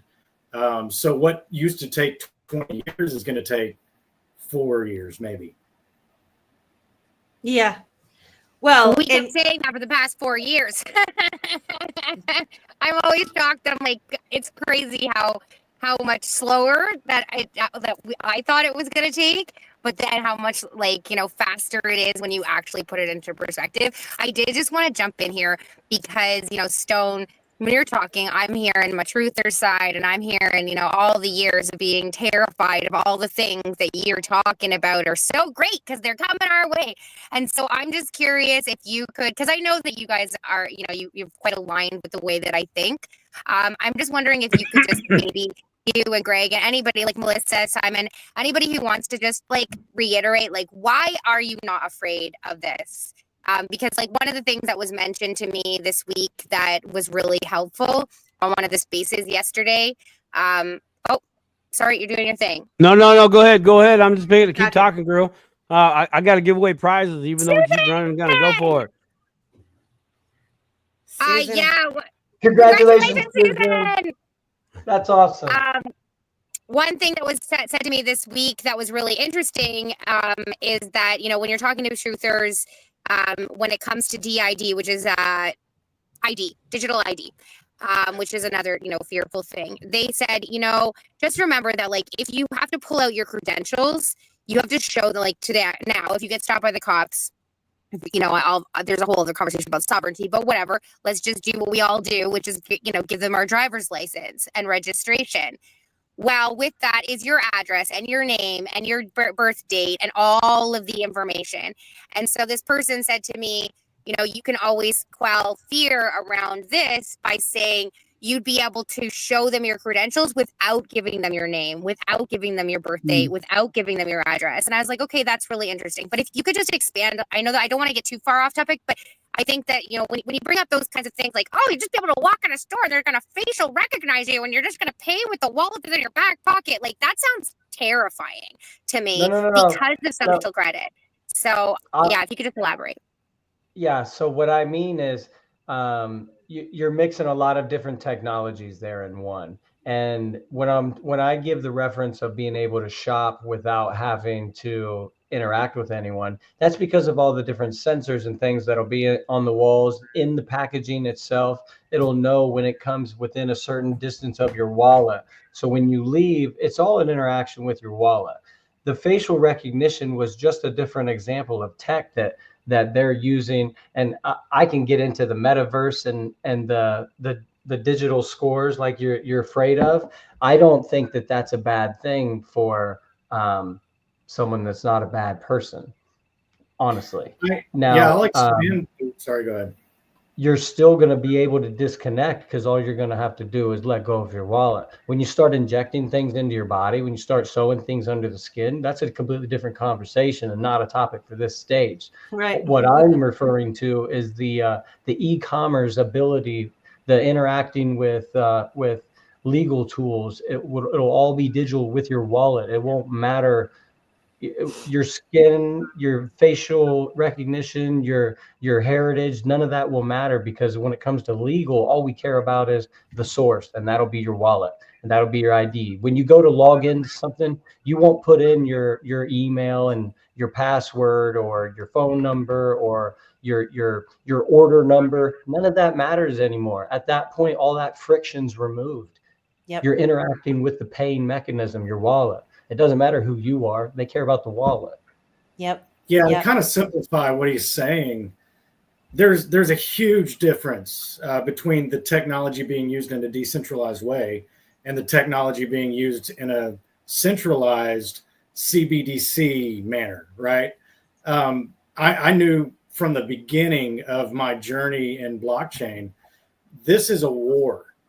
And I wanted to make sure that I was on the right side of this war, fighting my heart out, right? Because this is a battle between decentralization and centralization. So I want to make sure that I'm on the right side of history, fighting for the fact that we can do this technology in a decentralized manner to where there's no centralized entity that can turn my money off, that can track what I'm doing, right? So and point out just the fact that Trump was on that same ticket. Well, and you know, Trump does not want anything to do with CBDCs either. Exactly. So Yeah, he doesn't. So the leader of the free world, the biggest superpower on the planet, does not agree with CBDCs, but he does agree with RLUSD. Think about that. He doesn't want a centralized bank. He wants you to be able to control your money. He doesn't want someone else to be able to turn your money off. That's the leader of the free world telling you that. So when the WHO or anyone else tells you that CBDCs are good, just know that Trump doesn't like them. And the interesting part about, I'm sorry, Melissa, you go right ahead. No, go ahead. Go ahead, Kita. No, I was just going to say it's very interesting because in a lot of instances, people have been given so much propaganda about this last race. I mean, they're meaning like this last presidential race and everything that has happened in between there. There's been Easter eggs all throughout. Oh, so ever many. Since the day he was inaugurated. And everything from him not actually putting his hand on the Bible during the inauguration to the amount of gunshots that was Right. shot Yeah. on inauguration day, you know? So when you think about it and you think about the collapse of the United States of America, the corporation, and now look at the United States of America, the republic, then you'll see the differences. And I think that once people start seeing that and seeing those parts of it, that we will start to see the difference. Mm-hmm. Mm-hmm. Yeah, just to touch on that for a second, because I do believe those things to be true. I do believe that we are governed by a corporation and not the republic that we're supposed to be under. But that's not a reality until enough of the population understands it. Yeah. So 100%. the only thing that's important right now is educating people on that. Yeah, I agree. And those are the types of conversations that I'm totally for, because what happens is that when you start to talk about it from that vantage point, and people are, and the other aspect of it is people have to be open in order to be able to hear the message. You know what I mean? When it comes to them, because you can have a whole conversation with them, tell them complete factual things, and unless they're actually able to receive said information, you're just speaking to the wall at that point. You know what I mean? Well, half the time, Keita, I see it with my own eyes, and I even go, did I really see that? Like, I've talked to Melissa about this all the time the past 4 years. Like, the dance with the sword is always the hardest one for me that happened. And I'm like, I've seen that clip like 10 times, and every time I'm like, that actually happened, right? So, like, when you're talking about these things, like Melissa and I, first thing we did is we talked about, she's like, I was noticing the Bible and I was noticing this, and what do you think of it? And I was like, dude, man, I don't know, like, it's crazy. I know, Melissa, you wanted to talk. I just want to say this. So, I mean, you guys are bringing up fire comments and great points. The chat is on fire. I remember when we were learning the new technology, whether it was email or the internet, or you got a cell phone, you had to pay extra if you were texting or calling long distance, or a different phone provider. And, then they migrated into these numbers are included in if you added them as part of your plan, the whole 9 yards. Okay. We taught ourselves how to, like we were talking about MySpace and that. And at the time when these things were going down, what was happening? Crazy shit was going down in the world. The 2008, 2009 real estate housing market crash. There was all kinds of crazy things. You had 9/11 go down, all while these technologies were really starting to take off. Okay. We've had a tumultuous past, 8 years or longer, a lot of distraction, a lot of fighting, all the while these things have been being built in the background. And what I really want people to understand, particularly those that are just starting to dip their toe, again, back to the incredible opportunity that you have and that you have in us, because we are here giving our time. I don't get paid for this show. Nobody here on stage gets paid for any of this stuff. We are genuinely wanting to provide information and point you in the right direction. You have to do your own work. But just like all those innovations that came before, once these technologies are nailed down and they build the vessel for which they want you to ride in, all of this stuff will go away. All of us, I mean, we're going to still be around, but you're going to see less of the people trying to teach you stuff, right? Because the mass adoption, people are going to be just going in and having their crypto custodied, and it'll get less and less where you'll have somebody teaching you the Zaman wallet, and it'll get talked about. You know what I'm saying? I'm foreseeing. I'm just saying. So your opportunity for you to educate yourself now, when they do build those vehicles, you will have an idea what's kind of happening in the background, right? Just like with websites, or you join a website. If back in the day when MySpace came out, there were you could create your own message board. There were lots of different sites that would come up, and you could run your own message board. And I know from that, when I joined the message board, I could see everybody's IP address. I knew where everybody was. The average user on the internet visiting a website has no freaking clue that they can see your IP address. Okay. If I could do it 25 years ago, imagine what they do now, right? But we don't know this kind of stuff. And so for you taking the time now in these early stages to have access to, like Stone was saying, developers and CTOs that can answer your technical questions, never in your lifetime are you going to have access to this kind of information unless you're in the right circles of people in the future. And so I just strongly encourage everyone, if you're interested in dipping your toe, please do. Please don't sleep on this. I mean, there's a lot of money out there to be made also, and not financial advice, but if you do your own research, yeah, you probably can. But other than that, it's just giving yourself a solid foundation of what's coming, and you won't be as scared. You won't be as frightened, because like Greg says, you can look at these technologies that are being built in more than one way. Or even Stone saying going to the store. I like people, but being able to pop up and just go and buy my stuff and walk out in a quick thing. I mean, at some point you're going to get accustomed to it, and you're going to expect it. Just like I said, I would Amazon Go I store? would never have a phone. Now I have 5 phones. Let me say something. Let me tell you, I have Melissa, I have a 1993 Jeep Wrangler that I'll have until the day that I die, because I love driving it. But you know what? It's going to be great You when can fix everybody it yourself. I Change your own spark plugs. I can change I can give a tune-up on an old car. I can't do it on these new ones. Touche. That was good stuff. But my point is, I was having this conversation with my son, and I said, we were talking about when Uber came out. And then before electric cars and before the automated car, we were talking about one day traffic would be automated. We're sitting in traffic at this point. And I said, you know what? I'll never ride in a car that I can't operate. I said that.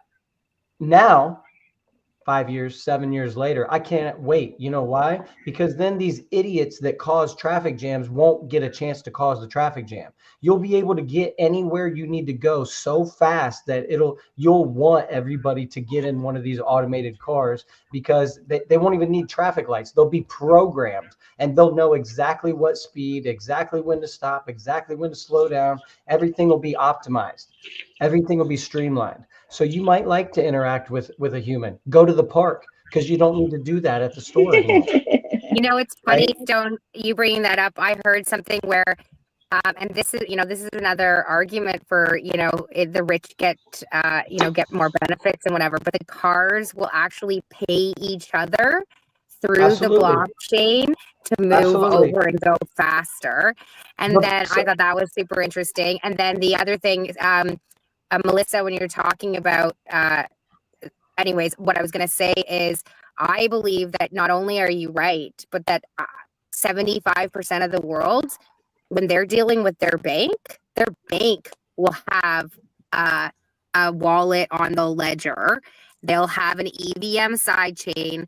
They will have paid for your wallet using XRP, but you will never know. And so the guy, because you're too afraid to self-custody, because you trust the banks more than yourself, you'll never know that you could have been your own bank. Yep. Let me tell you this, that if blockchain technology was around 30 years ago, 9/11 wouldn't have happened. And when you can understand that, you'll understand why the future of finance is going away from fiat dollars, and we're not going to CBDCs. I was in New York at that time. I was in New York at that time, Stone. So just know I realized exactly what it was, because the World Trade Center is exactly what it says it is. the World Trade Center. So Mm. be able to bring that down at that time. Let's not even talk about the reserves that were underneath the building. Building's having to kill itself. See, this is what I'm trying to say. Huh? Yeah, that's a different show. Oh, that's a whole Tony different show, Begg whole says, different hit that like button. We got 221 people in the Dipito show. Please like, share, and subscribe. So guys, now that we've got these new people, and we do have quite a few new people in the chat, which makes me so excited and happy. Welcome. What are we telling people if they want to dip their toe slowly? You know, I know I'm a fan of the dollar cost averaging, and you know, starting slow. What are some recommendations that you guys would give folks if they want to dip their toe slowly? Maybe some safe, non-complicated options that they can easily connect with their bank and different ways. And so I guess I'm just going to I'll do a free fall. If somebody's got something on the front of mind, do it. I got something for that. When it comes to digital assets, you want to think about, first of all, how much are you looking to invest? You know what I mean? That's one. But when it comes to looking at the assets, you're going to look at the things, to me, I feel like you should be looking at the things that have the best ROI, the best return on your investment.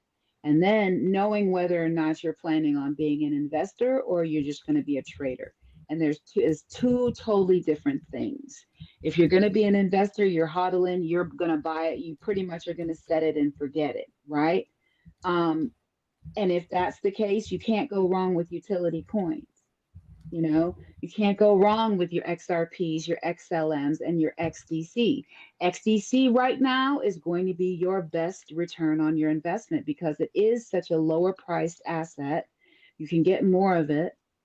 You know what I mean? For $100, you have a few thousand of them, right? And that means you have a whole coin. Now, that doesn't mean you shouldn't invest in the other ones. XLM is trading around 43 cents, and that's still pennies on the dollar. And that's the other aspect of it. You can't say, okay, that's too expensive. Now, if you didn't feel like you could get into XRP, then you could dollar cost average in. As of right now, it's a little over $3 per coin. But if it goes anywhere near what we think, where we think it's going to go, that's still almost pennies on the dollar. So, right. I just don't feel like you can go wrong with those. Then if you want to get into something a little bit more larger cap, then you can go into something like a Solana. You can go into an ICP, things that have some real actual utility, something that's going to help run the world. I don't run the world. Country, run the world. The other aspect of it that I would tell them and make sure they understand, that when they're looking at this from a market standpoint, they cannot look at it from just the US perspective. We are not the all seeing, all bearing everything when it comes to the global economy. Yes, we do have some say. Yes, we do have, you know, a significant influence over what happens, but it does not mean we are the end all be all see all. And until people start understanding that and that there's more things at play, they're going to mess themselves up. Yep. Not financial advice. Everybody, you have to do your own research, but really good thoughts there, Kita. I have some basic. Basic. Go for it, Amanda. What you were going to say, it served you? I mean, sticking to those principles has served me well, you know, and I'm playing baby ball here. You know, yes, we have the Dipito show, but don't be mistaken and thinking that I'm this richy person that's got a lot of money and I got big old bags. I've been building my little baby bags, you know, and sometimes it kills me because I think like some of these people that got a lot of money where they could actually put, you know, 1 or 2% of their entire portfolio, which is just a little sliver to them. But to me, it would be like, oh my gosh, you know, but you can make a difference in your life just by putting, you know, forego the $10 coffees that you've been buying, right? We can all cut out things. Or I heard somebody give a suggestion of, hey, if it costs you 200, let's get real. If you go out on a date right now, and you go out for the evening, a dinner and a movie, it's going to cost you $200 by the end of the day. Easy. And if you're okay with spending $200 on dinner and a movie and a dessert, and you can be like, you know what, it's $200, and we'll say that's our date night, and we're going to put a little dip a toe into so whatever token coin project you want to look into, then you're not going to be so upset. You don't want to go taking out thousands of dollars or putting things on credit cards, or, you've heard like the Michael Saylors of the world, like mortgaging your house. These are all real extreme things that you hear on the news. And then there's the counter of how crazy they are. That's all by design. That's all to create like FOMO and fear, fear of missing out, fear, uncertainty, and doubt. These people are tinfoil hat crazy folks. This is pretend money to deter you from actually dipping your toe. Blue umbrella holding.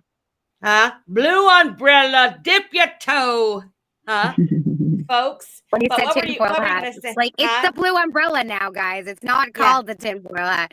To reiterate, like, so how I started is I put $20 into Ethereum because I wanted to buy Doge. I just started with $20, and then I would take screenshots of like how much when I moved it from this to this, how much did I actually get? And then when I moved it from this to this, how much were they taking in fees? How much were gas fees?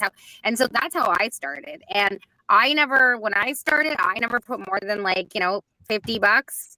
And whenever I do any kind of movement of any money, I always start with 10, the minimum, which is, $10, $15, which on Ethereum or something like that because of gas fees and stuff like that. But I always start with the tiniest amount because you can mess. Like, that's the thing. Like you guys say, crypto isn't for sissies. Like, there's so many things that can go wrong. You put one letter wrong, whatever. On Ethereum, half the time you have to have a memo, and you don't put the memo in it disappears forever. And thank God with XRP and XLM, you don't need that. That's very helpful. But, I just start really small and just figure out the mechanics.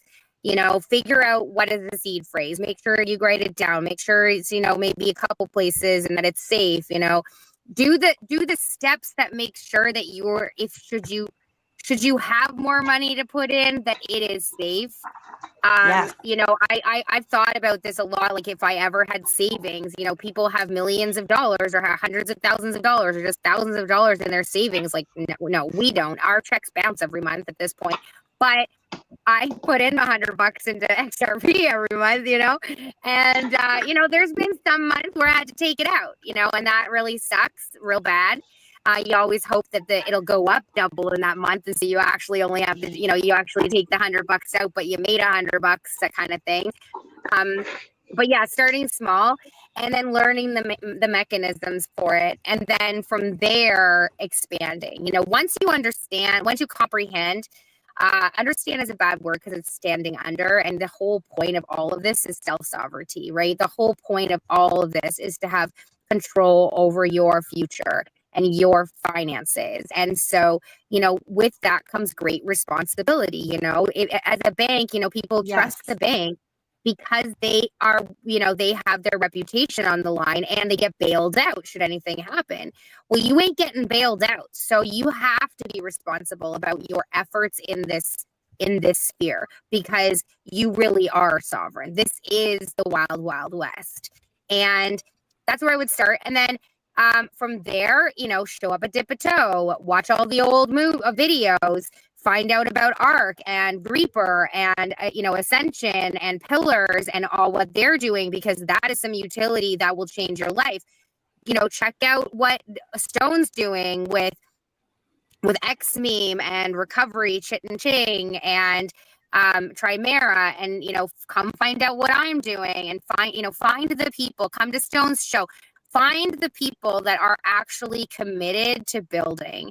And, maybe like yesterday, I I left all my extra tokens in my like sidewall that I never look at. And yesterday I was like, you know what? I looked at all the ARC tokens and I was like, I know that it's probably because XRP has gone up, so it looks like it's gone down. But I'm like, 1 XRP for ARC, 1 XRP for pillars. When I like go down, 1 XRP for XMeme, I like went down all of my tokens and just got one of each. Because it's been a while since I actually bought any, and they're all because of the wave, the chart. It's like, okay, I got a little bit more from my XRP, and then from there, like what I've been doing for the past 2 months is playing with memes. But when it comes to memes, I only put $50 in. And I'm only allowed to play with $50. So if I put 1 XRP in each of these and it goes to 3, I take 2 out. And then I got 2 to play with, 1. And so that's how I play that game, because, I see people go in and they put 50 XRP and then it rugs and then they're down 3. At this point, 1 XRP is 450 Canadian. That's a lot of money that you can just like throw away. So people, you have half the people like, woohoo, my bags are up. Well, you got half the people that are like, oh, I lost that money, because there is, money is finite. And so that would be my suggestion. Start small, learn the systems, learn the wallets, learn what a DEX is, learn limit orders, learn the basics, and then move forward. I want to share something that Rosemary, that she's in the chat. She comes to our show all the time. She had shared with this. Now, I want to tell you guys that for those of you that are new, look back in our library of the Dip a Toe shows. Amanda's on there talking about her project. Greg and Patrick L. Riley, they're talking about all of the tokens that she just talked about. Stone was on our show. He talks about his stuff. We had a crypto basic, like show 1 or 2. I'm gonna share that in the show notes for those of you that are interested in wallets, and we had a really good discussion on that. But Rosemary brought this up. She had created this Start Me type page with a bunch of resources that she started cataloging. And this fella named Brewster underscore XRP, he brought it up to speed. And I want to share this. I shared it in the chat. But it's a how-to board utility crypto. And it is just got a wealth of information for newbies, basic how to create an account, what some of the basic language, what is blockchain, what is an altcoin, all that sort of thing. And so if you're new, you check this out, because this could be a tremendous resource for you to dip your toe in. And of course, look at all the library of the Dip a Toe show videos, and visit Crypto Stone's show in the morning. But and I'm adding those resources to the Blue Umbrella but Telegram channel too. So anytime I find tutorials or I actually am updating the list of like creators that I found. And yesterday during the XRP community day, I basically was like, oh, here's a project. Copy, paste, copy, paste, copy, paste. So that like there's at least some, like that's what I wished my app was supposed to be, that. And then it's going down in 10 days. So I'm going to have to rebuild the app. But if you guys want just like a resource page where you can find other people's resources, the Blue Umbrella but Telegram channel has a lot of that stuff. Oh, very nice. I have to drop. Let me know who wins and we'll get them transferred. Okay, we need to do the winner so that we know, and then we'll get back in touch. Thank you for coming, Florida Man, and for donating the 3 memes that we haven't drawn yet, and we will do that. This is for Amanda's butt token. But Susan again?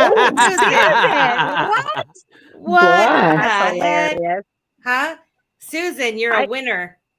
Winner, chicken dinner. Yeah, so when it comes to me, if you win, you like, like Optimistic Prime, like Blue Umbrella Token, like Dip a Toe, World Be Free, and Simon. And just send me a message. You can contact me at Optimistic Prime or Blue Umbrella. But and if you like lose track of anybody here, if you've won, just message any of us. We'll get you in touch with them.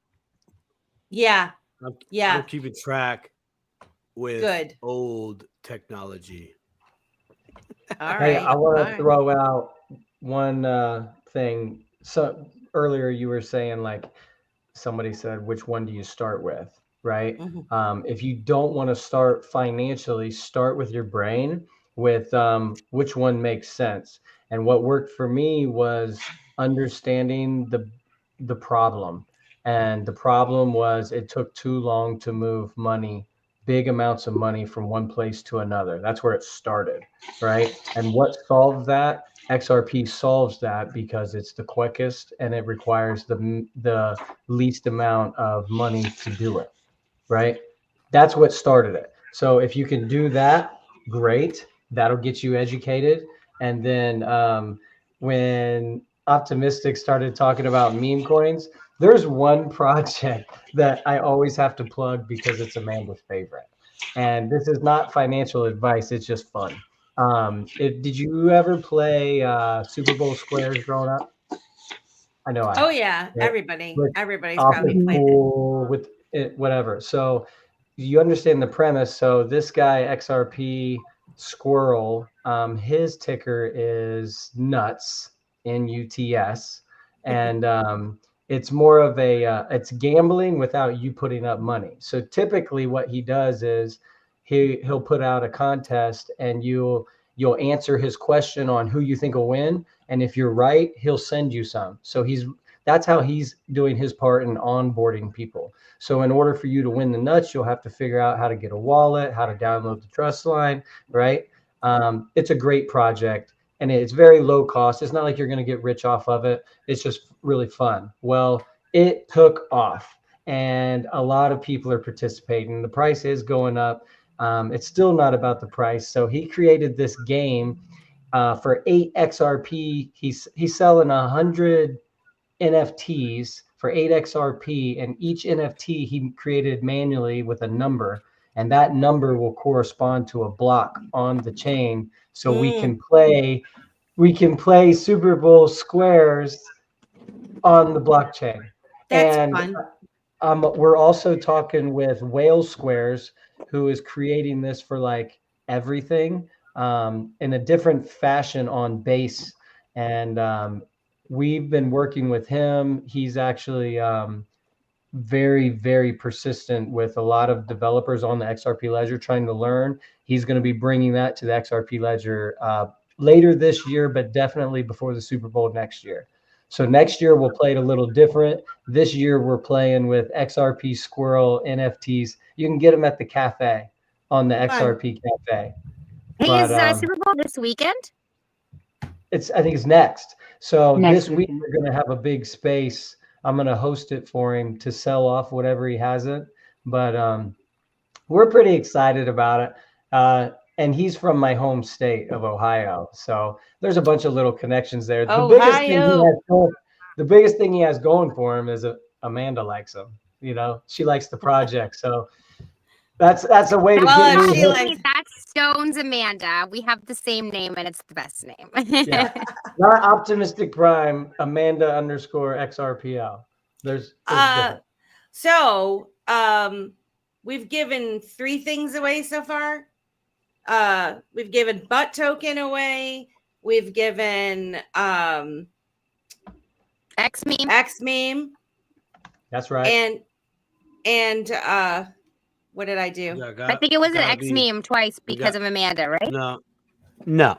X meme gotta be and butt. Arc. X meme gotta be butt. Wait, we gave X meme. I love it. We gave X meme, arc, and butt, and then we have to recirculate Amanda's win of the X meme so that somebody can legitimately win that. Yeah, we got that. I got it all taken care of. Next You got contest. that. All right. I'm Yeah, just we're looking good. at it. It's Next quarter contest. it's quarter I told after you it's gonna be 10. a 4-hour show. We've You didn't been believe me. going Simon's off the gonna rails. text me the wallet address for X meme, and I'm gonna send it off. Yeah, I will. Amanda Yep, I got redonated that. I'm gonna funds. get with the person. I already know who that is, so they're gonna need some hand holding. So it'll be good things. So let's move on to so we've got the dip-a-toers in here. Please, like I said, if you could go back and look at some of our earlier videos where we talk specifically, and I'll try to link those in the show notes. But I'm curious. There's a lot of people in here. We have 217 people in here right now that are a little bit more savvy when it comes to crypto. And they've been buying themselves, they've been dollar cost averaging in. And with the climate the way that it is, there's a lot of buzz that, there's light at the end of the tunnel for many of us. And so where we've been telling people you're not too late, would you be bulking at buying a $3 Bitcoin or $100 Bitcoin or $1,000 Bitcoin? No, you'd be lapping that up all day long, because what we know now, we didn't know then, right? And so I don't know what that noise is. There was just a loud noise. But in any event, those of us that do hold, I'm curious about exit strategies, because, you could say that you want to just hold on to it forever, right? But then it's just numbers on a page or numbers on a screen. And I'm just curious if any of you have thought about this, the importance of creating an exit plan, and what are they? So I want to start with you, Simon, because you haven't talked that much. And then I want to hear what Greg has to say. Okay, so exit plan. First off, this is one of the what I'm going to say right now. I've heard multiple times in this space in my early years, way long time ago, long time ago. And that was plan your trade your plan. And for a while, I really didn't understood what that means, but that means plan your trade. What are you going to do? Are you going to liquidate some, all, everything? Maybe not. But be ready to trade your plan for a new one, because life progresses, things change, goals change, etc. Yes. So my exit strategy is, first off, a combination of doors, off ramps. How am I going to get out? How many exchanges that I have an account with, right? Caleb Brown, Coinbase, Kraken. I mean, the list really goes on and on and on. Second is, how do I want to exit? As in, do I want to do stablecoin or dollars? A third after that is, well, after I withdraw, whatever that is, where is it going? Now that actually was a big problem. That was like a part of my plan that even today can still change with how I want to move the money, because even though this technology brings us lightning quick, you still have to pick a place for it to go, and how you're going to utilize that place for your next moves. And I know on the show, early on this Dip-a-Toe show, we talked about the infinite banking concept, right? And we talked about using dividend paying whole life insurance to achieve that. And what that does, that gave me at least one place to fix a very big problem. And most of us have never experienced this problem. And that was a safe place to park my money that is not directly a part of the traditional banking system. But it also meant a few other things. It compounds every day, uninterrupted. I really like that part. I'm in control of when I want to borrow against that. And if I get hit by a bus, the wife gets a check for me. That one thing right there, like, fixed my problems for myself. But the first thing was, where do I park my money so I can dip my toe, continue learning my next move? Because I'll tell you what, this last bull run I had, I did really well. I did really, really well. For me, I mean, it wasn't like, limo rides every day. I didn't have the driver. I didn't have the personal driver status yet. that wasn't a thing, right? That's a goal.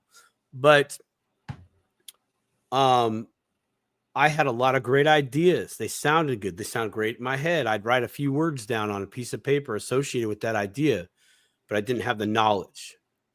So going back to plan your trade, start at the end of what you want or you think you want, and then work your way back from the end, your goal, to the beginning of you making a decision. Are you going to liquidate some, if not all, or what have you? What do you want? I want to pay my house off. Okay, fair. Is that the right thing for you to do, to spend your once in a lifetime opportunity on paying off your house? Maybe. Investigate that. Is there another way to achieve that or not? These are yeah, Reaper. That could be another move. DeFi is another move. Do you lock in your profits? Do you take some in a bear market? Why legislation is still getting worked out? You need a safe place, but you still need to kind of reap some of the benefits from your assets, because we're really getting to a point where these are going to be 100% legitimized globally. It's already rolling that way. We know this. So, for the exit strategy, you really got to write down all your goals. And that actually is another problem that I hit. I'd hear this a lot from a lot of people in this space, very successful people. Dream big. Big. Yeah, Do it. big. Okay, Bigger. big. Okay, bigger. Yeah, exactly. And it's like, what happens in our mind? Oh, that'll never happen. You're right. The minute you think it'll never happen, it won't. You're absolutely right. So let's try to be the opposite of that.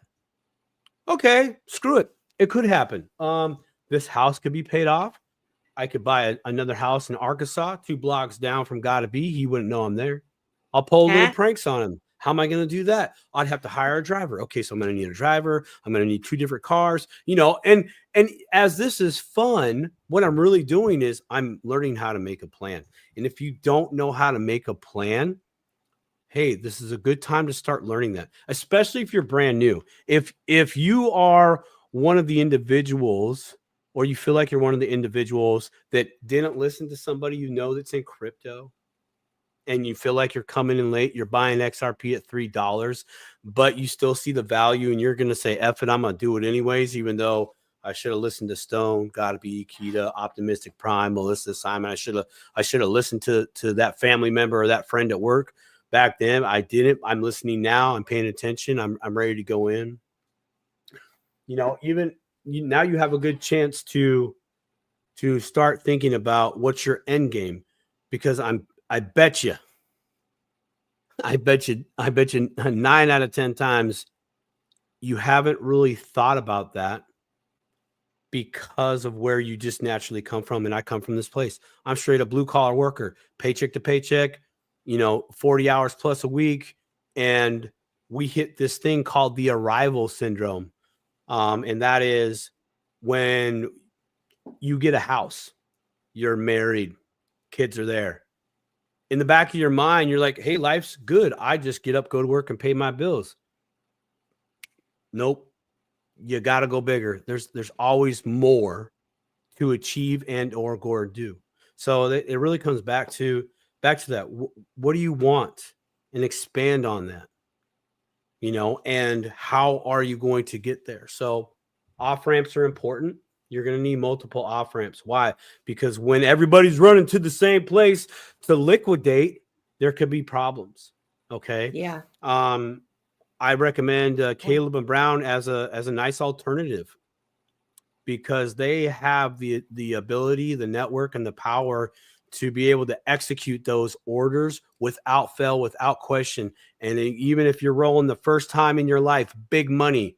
Okay, let's say you're doing a $100,000 order liquidation. For you, that's big money. You're, dude, it's nice to be like, Jake, this is Simon. Yeah, send it, dude. Just send it. Yes, I'm going to sell. Do it, dude. Do it. Yes, do it.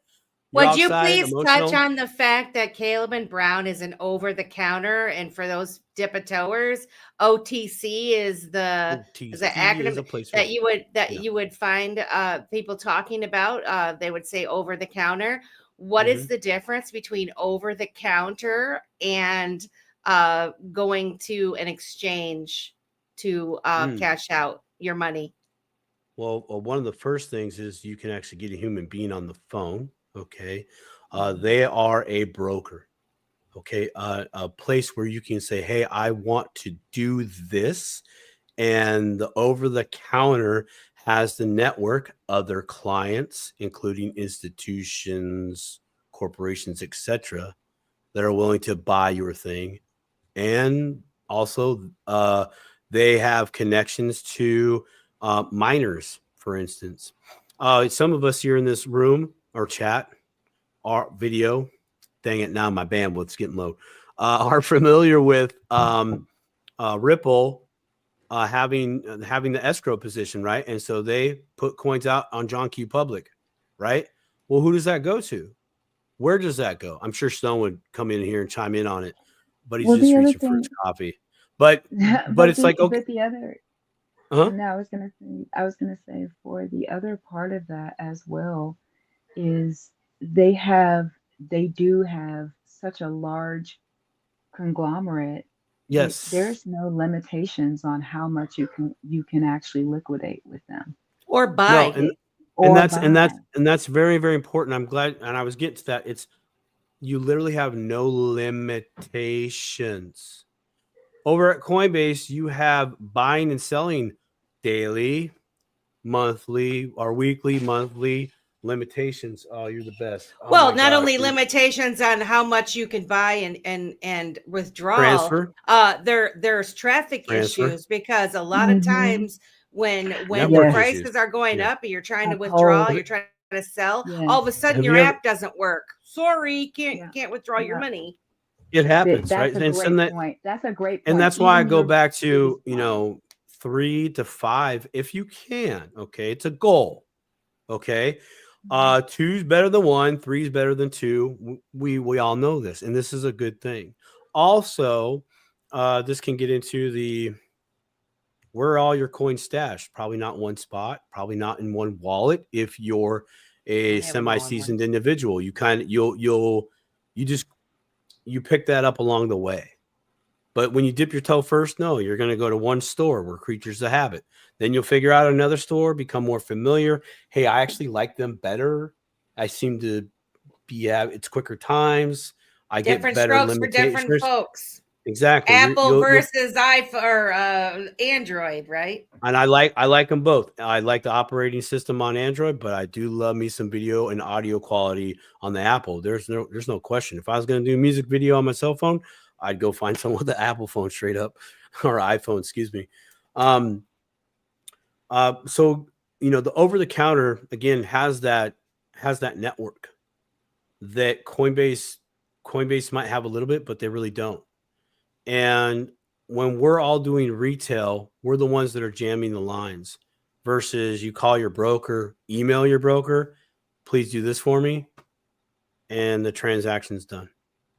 By the way, specifically to Caleb and Brown, they're insured by Fireblocks, and that's actually really, really big. And that's something else that I'd like to actually just touch on that we don't talk about a lot. Agree, Susan. Okay. On these exchanges, you can do some research. It might take some digging, but you can find out the insurance that they have. Now, back in the day, it wasn't a thing. Things have slowly progressed where they would have insurance, but maybe just the cash. or they had insurance up to X amount of coins or value of coins. And I know exchanges have done that. Things are going to progress as legislation comes out where that'll be a requirement. So the getting back to the exit strategy, have multiple places that you are able to liquidate and acquire coins. Not all exchanges are created equally, including Caleb and Brown. Caleb and Brown can get you a lesser volume of a coin. They'll do that for you, but you might not be able to liquidate that there, right? So you might need another exchange to liquidate a small coin. Like the Reaper. They can get it for you, but you probably can't sell your Reaper if you wanted to. Don't know why you would do that, because there's way more benefits that we're not even dipping our toe in right now on that. We're not dipping our toe in yeah, that. I mean, like, it's fire. That's a whole nother 4 hours. That's a whole nother show. Or like 4 or 5 episodes. Like worth. 6, actually, technically. Yeah. My point of that is that whatever you're into, you got to find out who supports that coin. Since you bought it at one place, that's great, but can you sell it over here if you want to? Or maybe, hey, this place, like Coinbase just announced, they're going to be collateralizing. I'll get to you in 2 seconds, Stone. You got it, brother. They're going to be collateralizing loans again. So the loan thing is back in the game, courtesy of Coinbase. All right. So if they do it, who else can do it? This is exit strategy. Your way out. Perfect example. And then I'm going to pass the mic off to Stone. When you go to sell your house, or when you go to sell your car, most of us have sold a car. Where do you post the selling of said house, said car? Well, for the car, you got multiple spots. OfferUp, Craigslist, Facebook Marketplace. That's easy peasy. Plus maybe some other ones. Okay. That's 3 different spots to sell the same thing. I would recommend you do the same thing with your cryptos. And with that, I'm going to pass it off to Stone.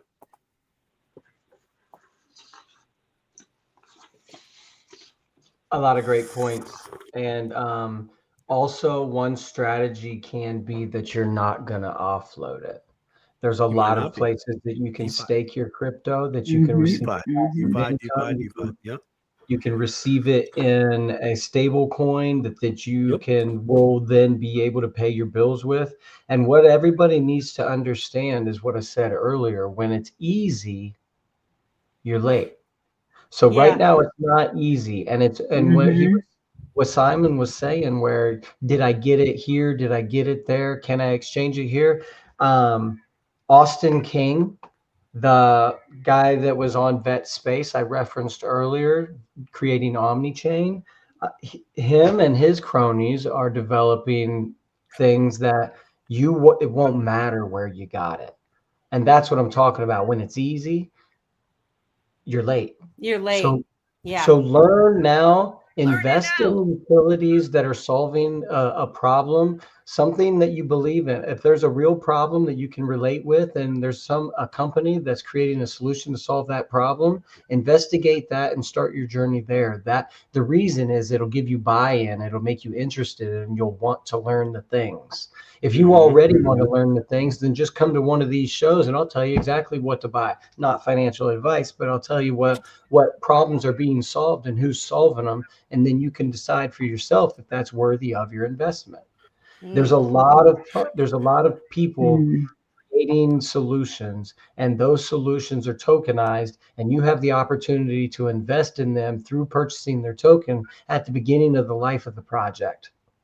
As it grows, so does your investment. Which is like this is what else I equate it to is most of the time us little guys don't have the opportunity to get in on the ground floor of innovative projects or businesses because you have to be what's called an accredited investor. And so unless you already have a lot of money, you can't participate because you're being protected from losses. Why? Because yes, it is risky to become involved in something that you and put a bunch of money in, and people do take advantage of other people.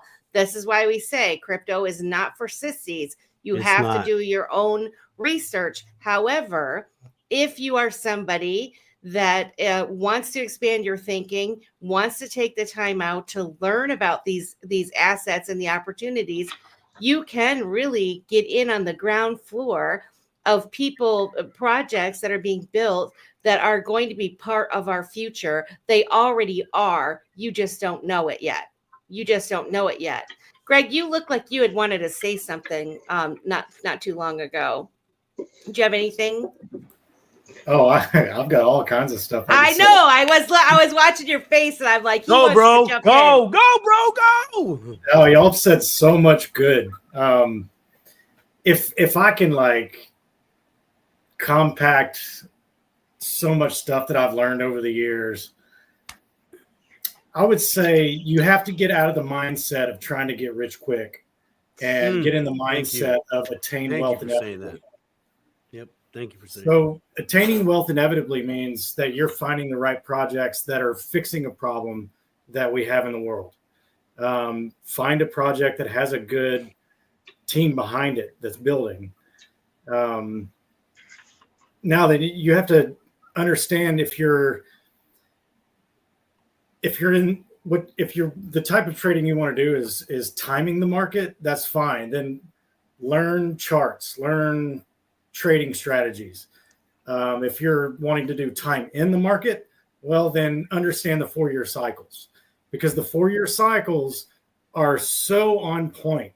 And the reason for that is because human psychology happens the same every single time. People will react the same way every cycle. And it happens almost on that 4 years exactly. So if you can do that, and if you can, this is like the most simple part of it too, understanding what a blow off top is. What is a blow off top? Tell it. It happens within 1 to 2 weeks, where 9 out of 10 days for those last 1 to 2 weeks are just nothing but massive gains. You have to understand that's the time to take profit, because if you don't, you're going to get wrecked. You will. So just understanding those 4-year cycles is really key. Now then, the biggest thing to do, especially if you're in this space trying to make money, is educate yourself on financial literacy. If you're not financial literate, if you don't understand how to manage $100, you'll never be able to manage $1 million. Good point. It's the same thing that happens with people that win the lottery. 2 years later, they're broke, poor, on the streets. Right. You have to put in the time to read books. Rich Dad, Poor Dad is one of the most simple books that you can read to educate yourself on what money is, how to use money to make money. And if you're not there, if you make a lot of money on crypto, it's not going to matter, because it's not going to last. So you have to be financially literate. There's all kinds of different strategies that you can use. You can lend your XRP or your crypto out and make money by doing that. You can borrow against it. Debt is a good thing. The richest people in the world live off of debt. Why? Because you don't pay taxes on debt. It is literally that simple. We're about to change all that. In my hopes and dreams, those taxes, at least for America, are going to go away, and that eating society is going to change to a more productive lifestyle. It'll have to be a huge shift in the way we think. I don't know. We might have to pull the plug on mainstream media and slap a few people around, but that's already happening. The rule of living under debt, it has worked for years. That's how the economy has worked. I understand that, but it doesn't have to work that way. Yeah, but it's not going to go away. I don't think it will I believe the debt-based society will go away. I believe it'll be a much more golden age of building and growing than it will be from suffering. And I And, agree with you. And again, that takes educating people, because if enough people aren't on the same page, it's not going to matter. We're going to go right back to where we were. Yes. that's why people like you are going to be some of the richest, most wealthy people in the world, so you can dedicate your full time to saving these people from themselves. Gotta be. If you're not following gotta be, you're not doing it right. That's I the love dream. you, Greg. I think you're an Brother, man, I'm amazing- so happy you mentioned Rich Dad Poor Dad there, because I mean, he's got a gang of books, a gang of books. Robert that talk Kiyosaki about is awesome. Kiyosaki, yeah. You know, I mean, I'm holding one up, Richest Man in Babylon. Man, when I feel like I'm falling astray just on my money, I don't feel like my head's in the game, man, I just go back to Audibles. I play it over again, and there's so many short stories taught by, and these are teaching principles, but it's taught by parables, right? Stories. You know, anybody a fan of the Bible, that's teaching how life Jesus taught it. lessons in parables, right? Yeah, it's I how it's like taught. Bob Proctor too, Rosemary. And interesting, Stone, on the whole the debt. At some point somebody's going to need to borrow funds for something. Like, I believe our need for finance at some level, whatever it is, and I'm saying even at the micro level, when you have a buddy, that says, "Bro, can I have $5?" And that's that right there. So can you explain for the dipper towers, because I already know what pool you're swimming in, bro. I can see what you're talking about, but can you differentiate the difference between the two, because there is a difference? I think that there's a difference. Put it in a third world countries aspect. So in some of these countries that Stellar went around and empowered with blockchain technology, prior to Stellar coming in with XLM, they had the option of working their entire lives and taking the money they make and hand it down to the next generation, so that 3 generations later they can afford a home, right? Yep. Or they could sell one of their possessions, and if they didn't own anything, that would be a human, to someone down the street, right? Yep. Or they would go and borrow money from the loan shark, who would pretty much enslave them, right? So that they could have their money now, but now for the rest of their life, they're working for that person. Those are all forms of debt-based society that don't work. And that's pretty much what the American economy is on a larger scale, with the Federal Reserve and the way that they give away our paper money and make it less and less valuable over time. Sure.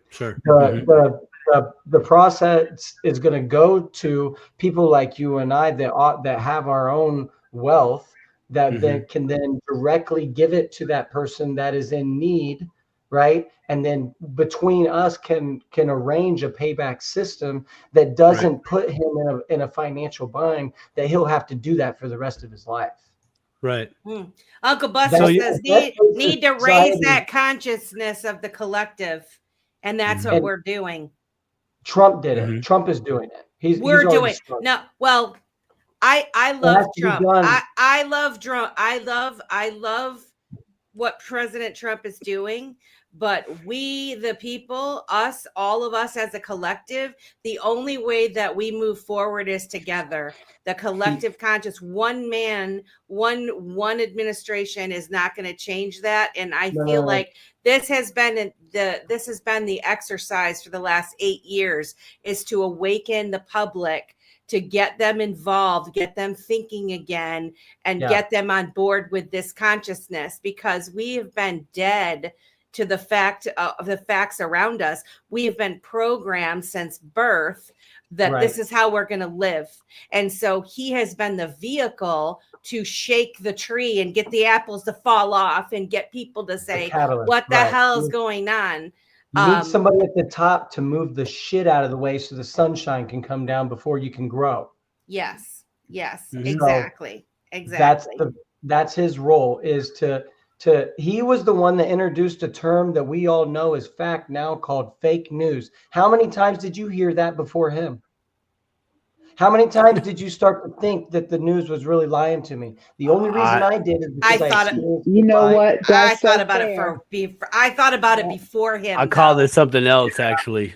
I knew a long time before that. But I do like the term. The masses. See, I was in the military, so I experienced the lie.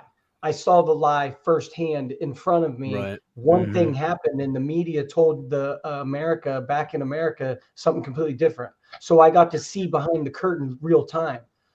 Right. Not very many people get to experience that. 1% No. of the nation joins. Like I will say he is correct in that, because being in the military is how I learned that as well. so. You knew And they you'll find- they were lying to us.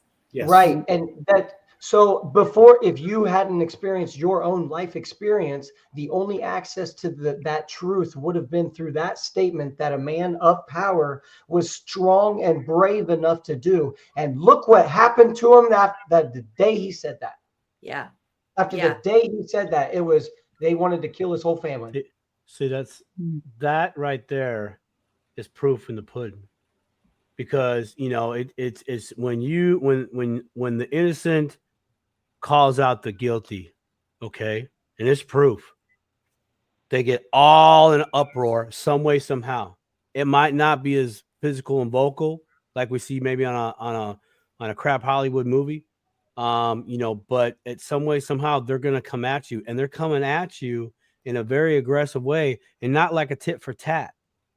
Not like an open discussion, like we're having tonight. We're all here out in the public space right now, being open and honest and transparent, and trying to have a filter on our mouth so we don't get in big trouble. By our spouses saying you gotta clean your potty mouth up. Look at what they were doing today. Look what they were doing today with the RFK Jr. Confirmation. Yes. At just the threat of having transparency and studies done on accountability. Like there's such pushback on anything that when you're asking any kind of questions. And so for me, when the people started really going over the top, that's when I already knew that there was a lot of fake news. But when there was just the slew of people just attacking left and right, a lot of people I know started going like, hey, this don't feel right.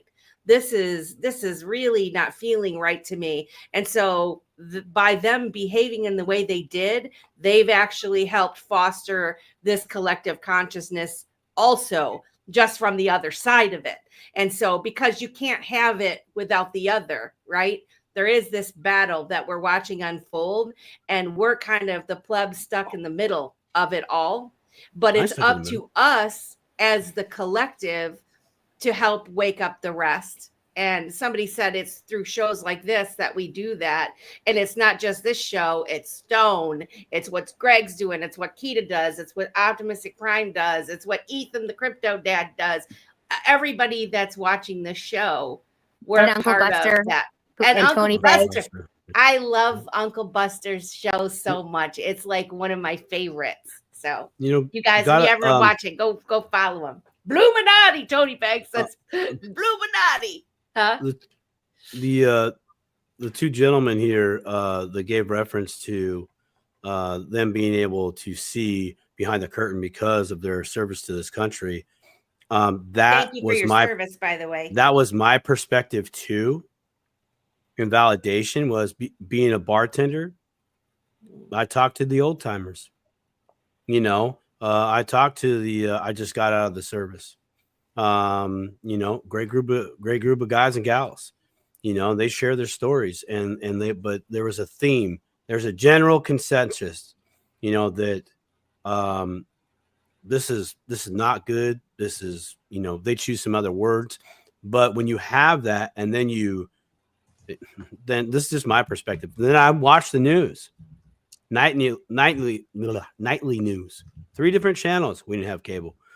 My folks still don't have cable. God bless them. But 3 different channels of news, and it's just like what we see now on YouTube. Trump said this. Trump said this. Did you see Donald Trump say it? Or whoever it is, man, it could be anything. Robert Kennedy Jr., Robert Kennedy Jr., Robert Kennedy Jr., Kennedy. It's like, dude, hello. That's that's playing in my face, but that happened a while ago. When I would watch those things on the news, I would just feel the BS. I just shake my head on how things were being articulated. And that was when I was in my teenage years. I thought it was just because I was full of hormones. Well, I got into my 20s. It's got the same thing. And that's when I started listening to, the former Marines or former Army veterans, Navy veterans. I got to say, and even what Rosemary just said about how she had to turn it off. I did. Yeah. I had to do the same thing today. I'm like, I'm not listening to that. I don't let a lot of toxic stuff come into my life, into my head. Nope. I try to keep everything positive if I can. And it was so negative and toxic. Yep. I had to turn it off immediately. And honestly, guys, it seemed like the deep state was freaking out. Yes. Especially Elizabeth Warren. Did you see her? She went off on She lost her shit today. She totally did. When I saw her come in today, I was like, man, I wish I was watching our boy right there walk down and not her. You know what I'm saying? Like, I was like, God, this would be a whole different different hearing if Mr. Deaton was up in there. I'm like, ooh, Deaton, gonna crush you, opposing team. Anyways, whatever. Yeah, sorry, Greg. Go ahead. What were you saying, Greg? Oh no, that's all I was saying. I had to turn it off too. Yeah. Well, you get to the point where you actually feel sick. I must admit, there for like 2015, 16, 17 ish. I wish that I would have stumbled upon the digital asset crypto space. However, I was training myself. I was figuring out what the hell was going on. So I did devote a lot of my time to the politics side of it. And trying to figure out what was going on. But then once I downloaded the information and I'm like, I got the picture now, I don't need to listen to it. Sean Hannity, nails on a freaking chalkboard. Can't stand the guy. I can't but you know what? There for a hot second, for like maybe a year time, I was listening to his show every day. Now, if I see his face, I'm like, turn it off before he starts talking. Like, I can't take it. And so we all go through these changes, right? We go through these chapters, and the key to each chapter that you're living through, in my opinion, is if you are growing, if you're learning and growing, and you're expanding your thinking, and each time you expand your thinking, you go on to the next step, and you go on to the next step. And those of us that are all at different levels, and we're all there to keep lifting each other up, pulling each other up, pulling up the consciousness, as Uncle Buster was saying. And that's why I feel so blessed in this space. And if you talk to just the average person that doesn't know much about crypto, they have no idea the depth that we're dealing with this. This is much more than just about money. It really is more to do than money. Yeah, the final stage of that growing process that you're talking about is that elevated level of understanding that it's okay if I disagree with you. I still love you. And once you get to that phase, and once the majority of us get to that phase, it changes everything. Everything. It just bounces off you too. Like certain things, the other thing is that you can see the show. Everybody used to get frustrated when they get the popcorn out, and people get irritated and enjoy the show, and people are like, what the hell are you talking about? But once you can see it, they have made it so freaking ridiculous now, with down from the outbursts to the eyebrows, the weird clothing, the men obviously dressed up as women, But like, you're not supposed to say that, you know. I mean, it's gone so far over the top for you to recognize it. It's like they're going like, hello, do you see it? What's go ahead, Stone. Stone's triggered. Stone's triggered. No. So Amanda and I, we were sitting there watching the inauguration. That, like, it was on the whole time, and then I was doing a big space, and I can't think of her name right now, but the woman that came on, she always talks. She's always talking. I can't remember her name. Anyway, she came on and pretty much was like, "Okay, America, it's okay to have a backbone again. Like, it's okay to stand up for yourself. It's okay. Like, we're politically correct was never a good idea. We're past that. You have a president with a spine. Stand up for what you believe in." And then she went through the mandates and like the things that were going to be signed that day, and the fact that the White House press, White House. Yeah, what was her? No, it wasn't the White House press secretary. It was like, hold on, I'll look it up real quick. But the fact of the matter is, we've been programmed since we were little, right, to believe these certain things, and that's why it's called a television program. Margaret Taylor Greene. Marjorie. Maybe. Stone, is it Marjorie Taylor Greene? He's looking it up. You know, I want to make a relation here to what we're talking about, the events we've seen as of late politically, and what we started this show out talking about. Are people calling you? Okay. Mm-hmm. I believe that we're going to have this. We're going to have the same mechanics happen again. Only it's going to be a different topic. It's not going to be crypto. It's going to be all these other topics politically. You know, I know, right? Thanks, Amanda.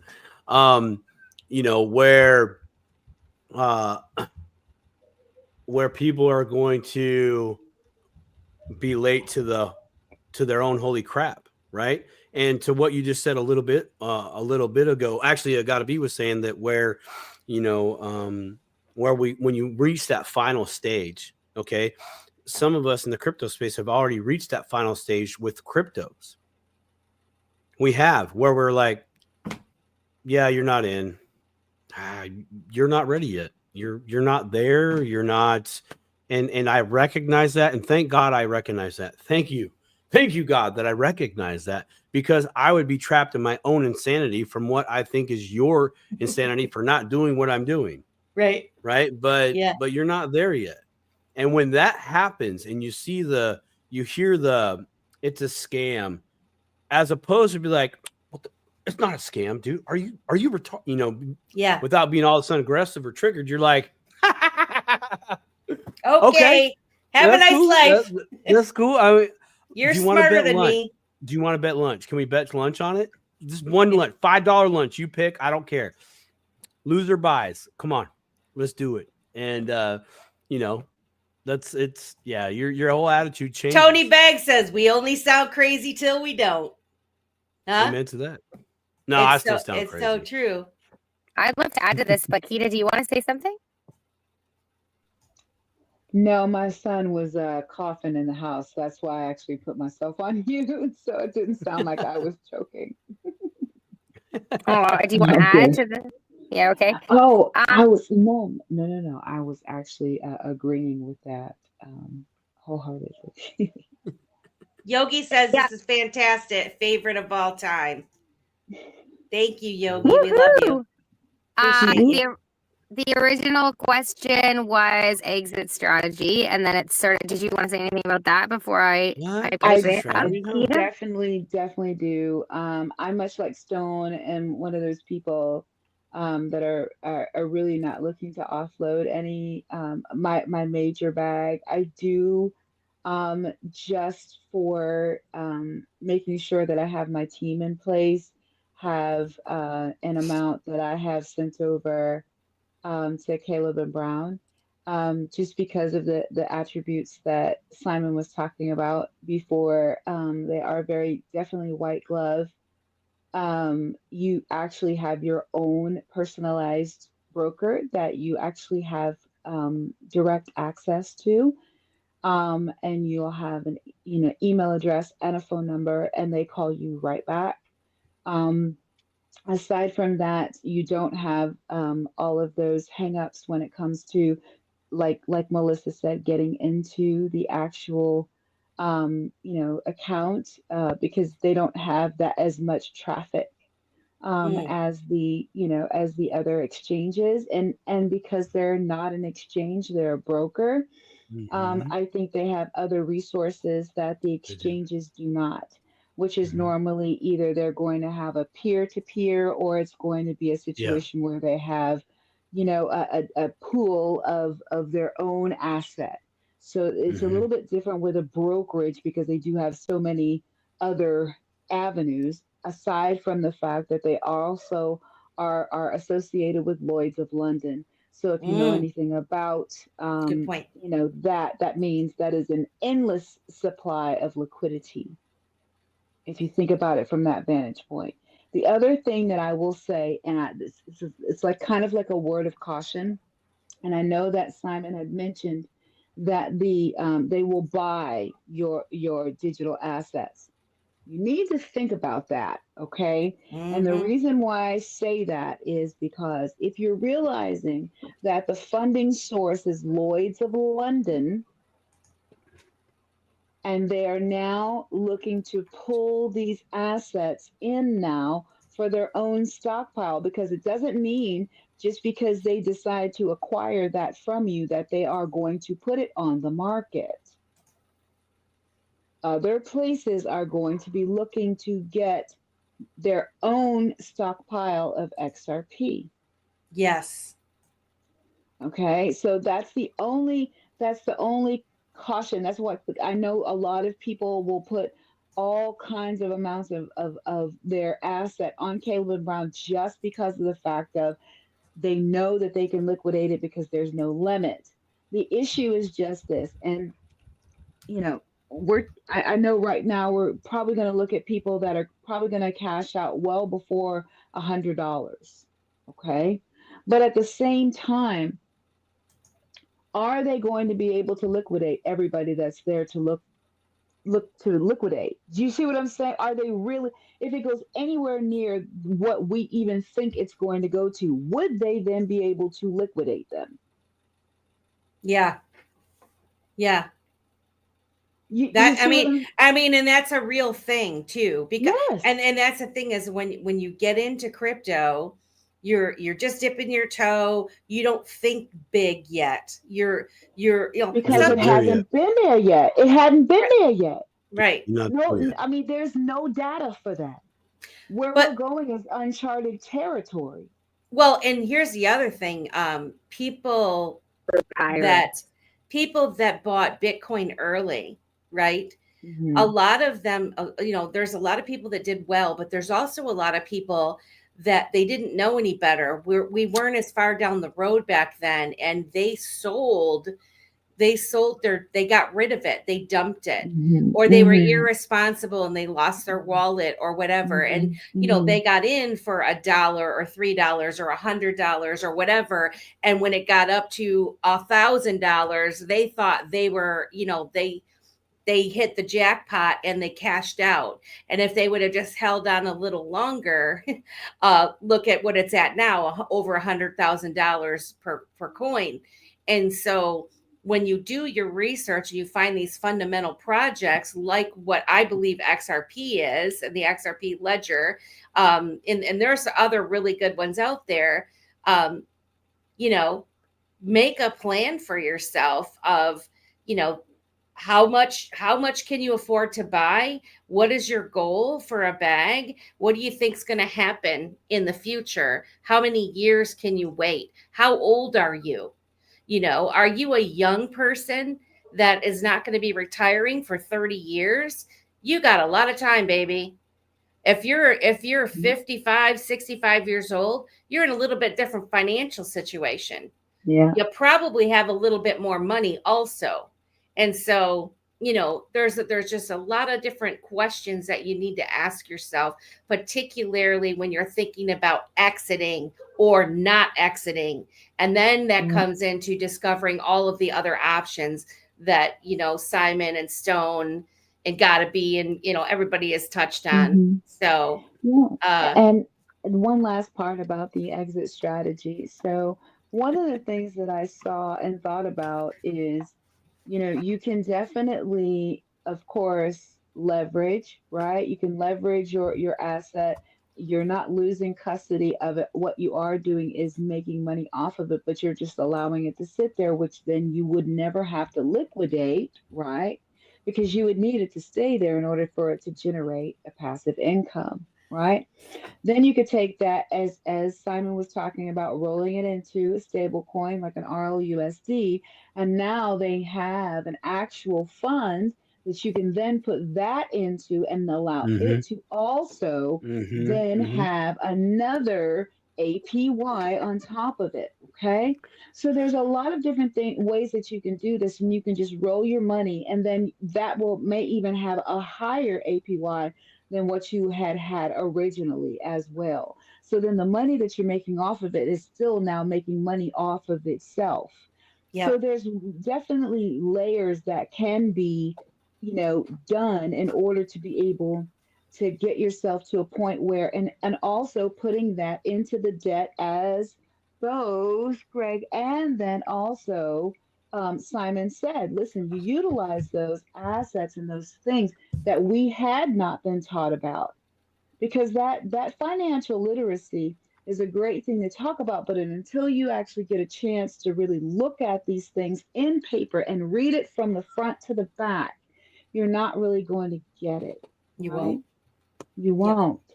And it won't be real to you until you see these things in action, until you've read it and you see, oh, you're like, oh my gosh, you mean this has been in front of me this whole time? Oh yeah. Hello? Man.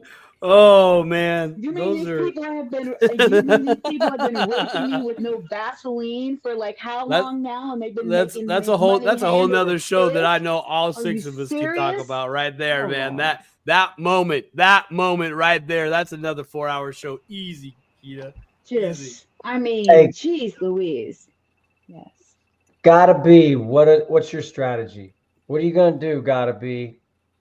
I think you're already doing it. I think you've already created your exit strategy and you're doing exactly what you want to do every day. I have. My biggest strategy that I have not done yet, it's called a CRT, or a charitable remainder trust. Okay. So basically what it means is you take a chunk of money, $1 or $2 million, and you put it in a charitable remainder trust, and it sits there until you die. And that trust generates income for you.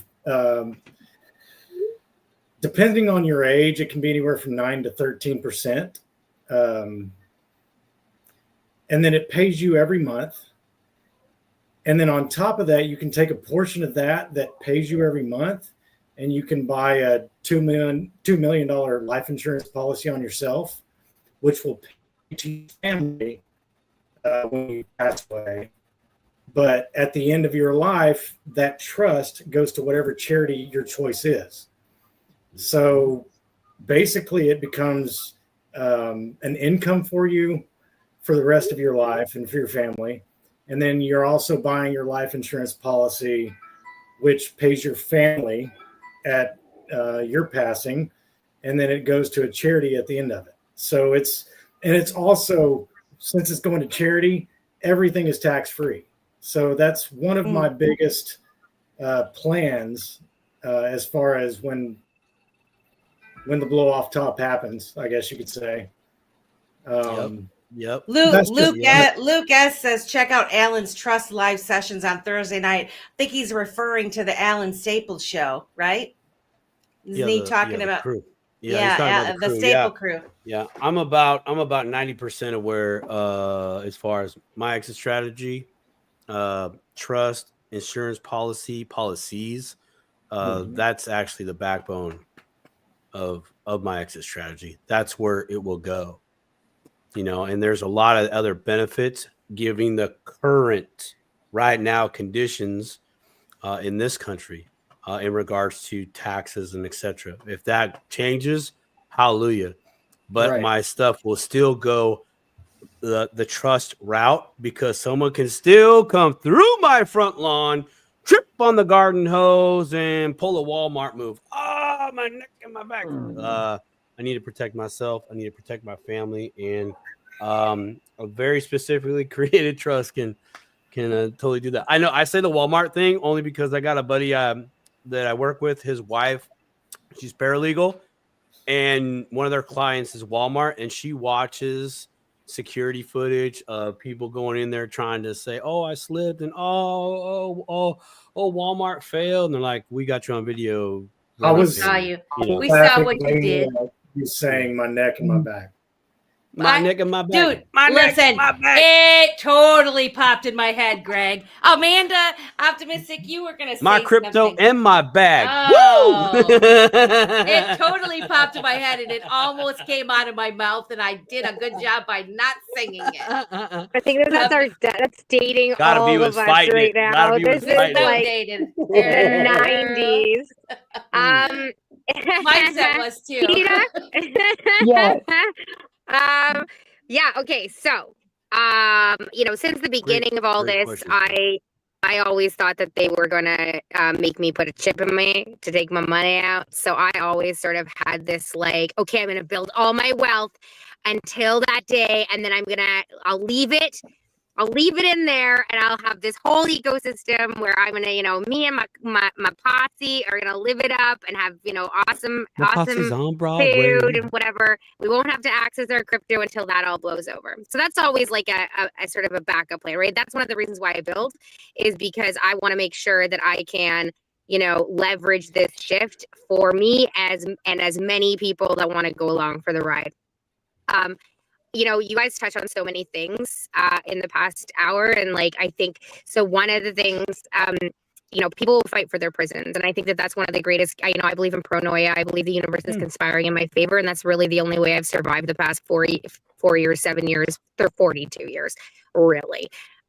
Is to believe that, even though it feels like the world is out to get me, that is not the case. And I have enough evidence in my life now to prove that, when I believe, like you were saying before, dreaming big, only what you think is possible, and I know, like, when I quit nursing school and I was $50,000 in debt and God said, you got to do this, I was so scared. And I thought, oh my gosh, I'm literally crazy. And I have to call all my friends up and say, hey, I just quit nursing school, $50,000 in debt with no plan. And then I met James 4 days later. And so that was, when I had emergency surgery in Thailand and I was saved because I just happened to have an insurance policy. Like, there's just so many events in my life that have proven that, even though it feels some days that the world's out to get me, that really I am being protected. And so I think that one of the things the past 4 years has offered us is the opportunity for more and more people to actually see that, stop fighting for your prison, right? And I think you guys were bringing that up earlier about what were you going to say? Yeah, I just want to bounce off what you were saying, and I believe there's a higher power at play. Amen. Amen to that. That has a lot of control that we wish we as humans had, right, over our own life. That's the main reason behind my saying, which is it matters so little, because when the stuff happens to us that we think is the worst, right? Yep. No, it matters so little because it's part of the bigger plan. Right. Yeah. It is part of the bigger plan. And I think that, so that was the consciousness, and I want to do a shout out to Uncle Buster and Tony Baggs, because they actually found me through the Blue Umbrella token, because they have a token called the Bluminati, which I am sort of in love with because it's the Bluminati. And so I sort of have a joke with them right now. Like, maybe you guys are supposed to be the Knights of the Wandering Footprint, because it's like YouTube. If you become an admin on YouTube, or you get, or like a moderator in the chat, you get a blue wrench. And so that's why they call themselves the Bluminati. So they're the moderators. And I've always thought that the moderators are knights inside of. So I'm like, no. I think I might just call them the Bluminati. So I just want to do a shout out to them, and a shout out to the Wandering Footprint crew, Susan and Shay, that are in the chat. So you guys brought that up. And in terms of like strategy, like, to be honest with you guys, I think of leaving my XRP to my kids and my grandkids and my great grandkids, and that all the strategies that I set up in the next, 20, 30 years. God, hope, please let me live my mother.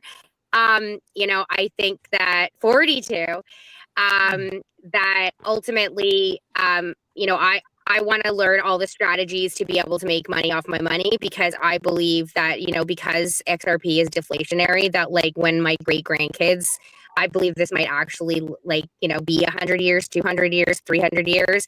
And, imagine how much it might be worth back down the road. So that's ultimately why I'm building to accumulate as much possibility for the future as I possibly can.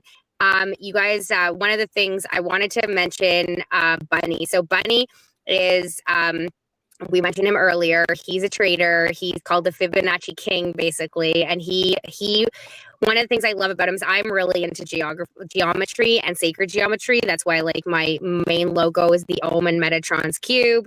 Our new bus is Metatron bus, Optimistic Prime, Metatron bus. And, he basically talks about how human behavior happens on a Fibonacci scale, which is true. I mean, that's mathematics and human nature. And so he's been talking a lot about just as the price of XRP goes up and as it reaches its peak and then drops down and then reaches its peak and drops down. And, he's very encouraging of people taking profits, and I think that like for me with my tiny little bag, it's terrifying to take profits because like maybe what if it goes so high and you can never buy back in, right? And so he said something a couple of days ago, because he's really trying to encourage people, like just even if it's like 2% of your bag. And he said just one XRP. Just do one XRP. You Yeah, have to do so this. he says, you have to. Yeah. You have to do that. So he actually, I don't know if you have a way of saying it, Simon, but I really love this. He's like, imagine it's a sacrifice to the gods, and that somebody's going to take it, and that it's going to drop down. And so even if it's just one, and then he said, and his strategy is just remember it's going to take a while to get back up, and so just take the rest of the year to build it back up. He's a trader, whatever. But I thought it was a really interesting way of looking at it, because everybody is going, like when it drops, it's going to drop drastically. Like it's that blowing off the top, right? We're going to have a lot of those micro blow-offs over the next 10, 20 years. And so I wanted to make mention of that. And there was something else I wanted to say, but I mean, there's been so many thoughts that have happened. 2016 when Trump when he was inaugurated, and I had Trump derangement syndrome back then. So like this comes from basically thinking that he was part of so you guys were talking earlier about when you figured out that the world was, that there was a lie being told. So not only was I not vaccinated in 1982, so I was already always on the other side of things. I did really question my mom's decisions, because hers pretty much went from like a gut feeling. It wasn't, it wasn't very, she told me it was scientific, but you know what I mean? Like there was not as much access to information, whatever. What it really was is when I went to international development and I learned that NATO did not go into Rwanda and save the people, and NATO did not go into Kosovo and save the people. And when I learned that the IMF loans these, goes in, destroys the country, kills all the people, then lends the money so that they're in debt forever, gives all the money to the giant corporations so that they can make money off I was just like, I remember, and I was representing the Ukraine, ironically, I was representing the Ukraine at a mock NATO conference in 2003, the day I found out my mom had cancer, and she died 5 months later. And so the past 4 years with everything that's going on, it's like literally a macrocosm of my entire life in terms of like what I saw happening, and then like what the world got to see what was happening. And I remember asking myself, like for 20 years, I was like, when are they going to see? Like when are especially you guys, Americans, I was like, when are the Americans going to see that the world is being destroyed in the name of good people? And that so much is going on behind the curtain in the name of the good people with the good people's money. And so the past 4 years for me, while terribly devastating, you know, there's this part of me that's like made peace with it, in that like it is the rising of consciousness. It is the sacrifice of the people who might not see what we see. And that, you know, and this is why I always say, like, I know I claim that I believe in heaven on earth, because I truly believe that we've gone through 2,000 years of immense suffering. I believe that Jesus came to, you know, be like, hey guys, like there is another way. And that way, Yahweh, is, you know, is love, you know, and you don't have to love the evil psycho democidal maniacs. You have to love your fellow man, and you have to recognize that the entire intention of this process is the distraction, is the demoralization, is the fear. Because if you take a moment to not be distracted and to not be demoralized and to not live in fear, you have the ability to change the course of history. And I think that, you know, I believe in karma. I was raised by a Buddhist Christian. So like I have all sorts of like things in me. And that, you know, we've been banking our karma for generations and lifetimes. And that we have this, you know, when Shay wrote in the bottom, and I forgot, I used to say it a lot more than I do, that I really believe the dark and the light meets on the blockchain. And it depends on how many wallets of the light there are, how many people, how many good people are there building good things that change it. And I think that this is what's so fascinating right now about the blockchain, is like, it's almost like they put this hold on us. And little did they know that the little guy was building out. You know, that's one of my favorite things about Stone Space. Little did they know that, you know, like when I'm in Stone Space and there's like, you know, this, like the guy Grind that was on here earlier, he's just a dad. You know, Squirrel's just a dad. You know, like these people are just parents, or, you know, just dreamers. They're just dreamers, and they are trying to learn and trying to build just like me. They just, you know, it's like this tiny sliver of time where the little guy gets a chance. And I think that this is what most of us are living, you know, these hopes and dreams that we're living inside of, is that we do get a say, and that the distractions are based. Yay! Yay! Oh! Stonewall. So There's cool. one. There's one. I want one. Hey, I just want to tell everybody that I'm learning how to give out wrenches. Like I'm copying Uncle Buster, like giving out the wrenches for the chat, so you guys can help me man the chat. Huh? Yay, you're gonna be full of the Illuminati. Huh? Illuminati posse. What's up? So, congratulations, Stone, on your winnings. Yay! That is awesome. I guess I have to give it away. I really want the one with the green eyes. Oh, you don't have to give it away, Stone. You always give things away. Just to claim it. I can't even write in the chat because I'm on my phone. So take it from me. Simon. Yeah, just in I just conclusion, realized Simon left. Or like he something happened. Oh no! I hope he comes back. He's gotta draw the other one. He's gotta draw the other people. If not, unless I can do it.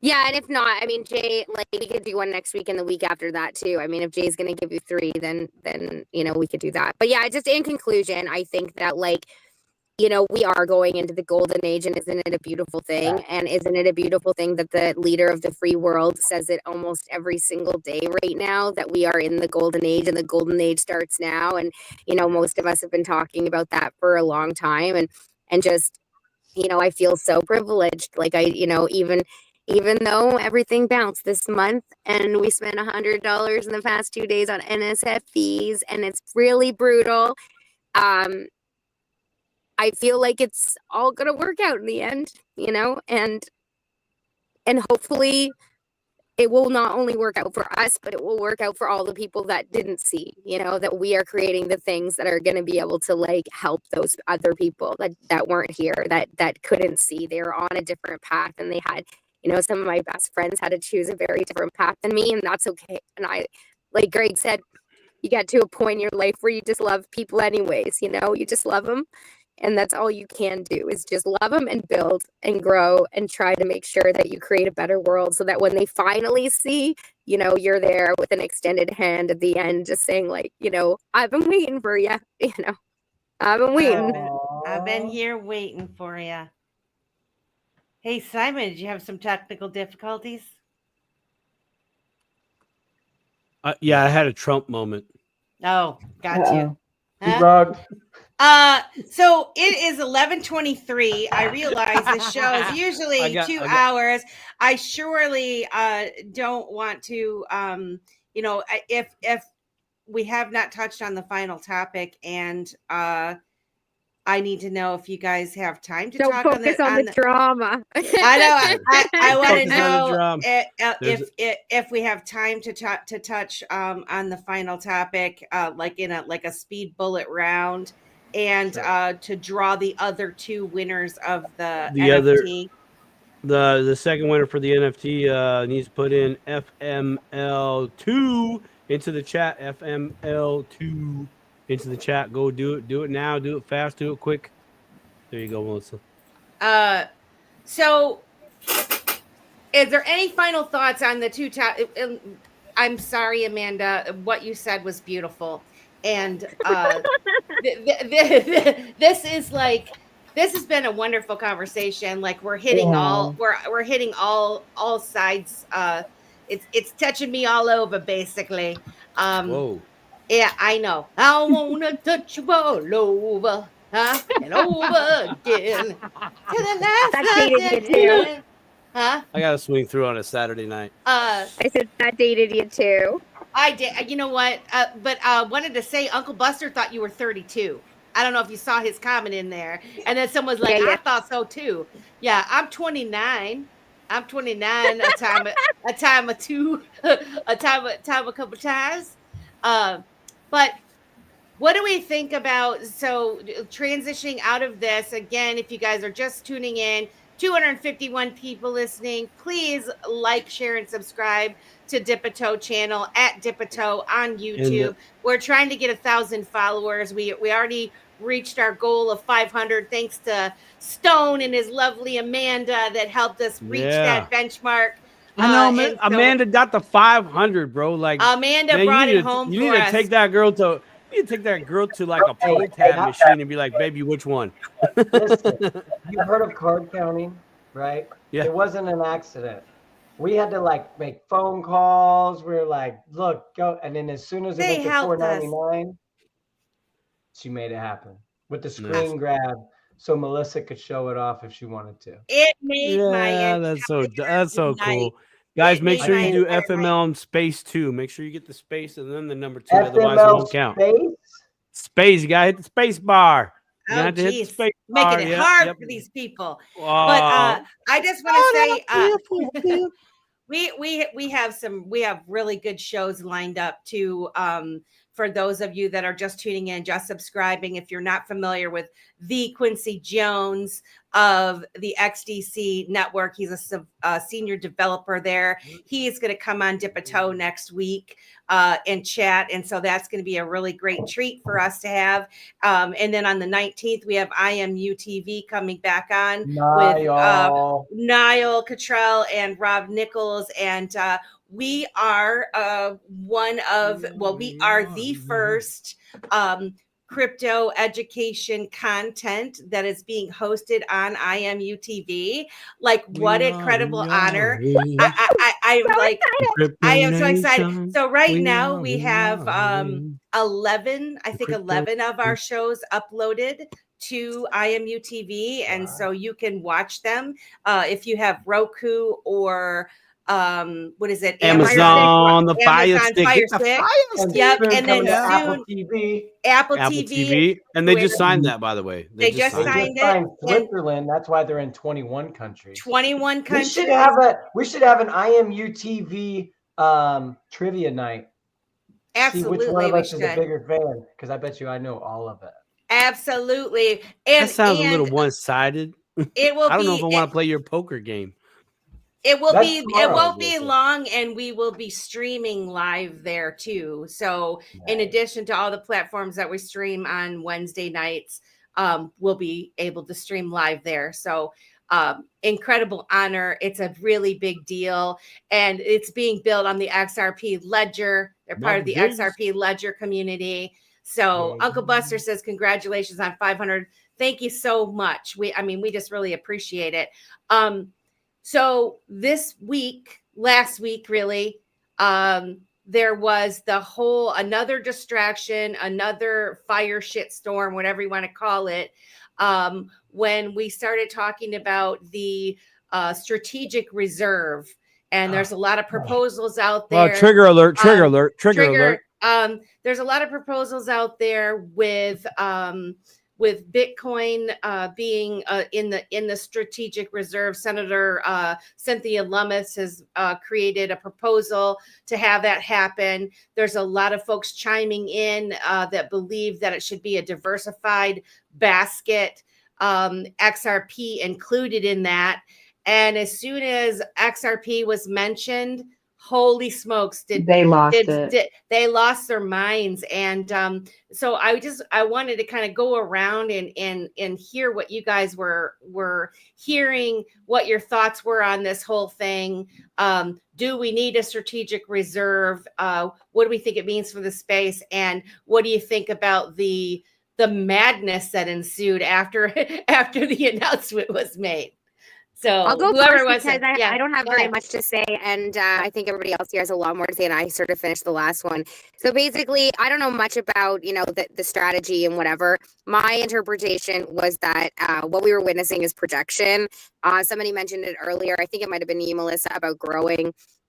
We all get stuck in our ways, and I think that we were just witness of that.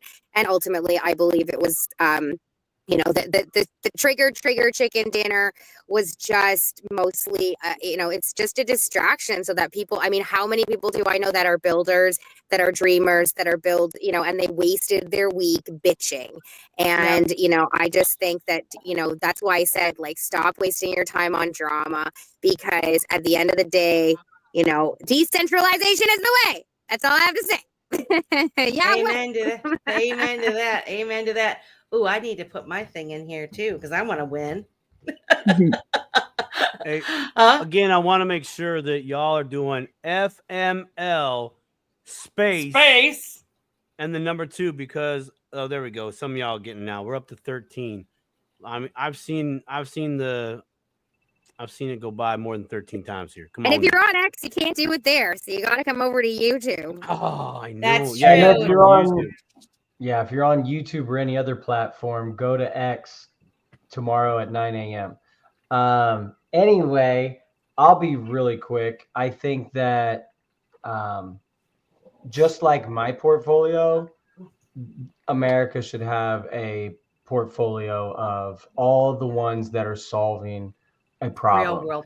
Yep. And I think that a strategic reserve is absolutely necessary, and it's fundamental in showing the American, the average American or the average citizen of the planet that this is something you should believe in, right? Mm-hmm. And I think that if the free world's doing it, if the leader of, future leader of crypto is what Trump wants to be, right?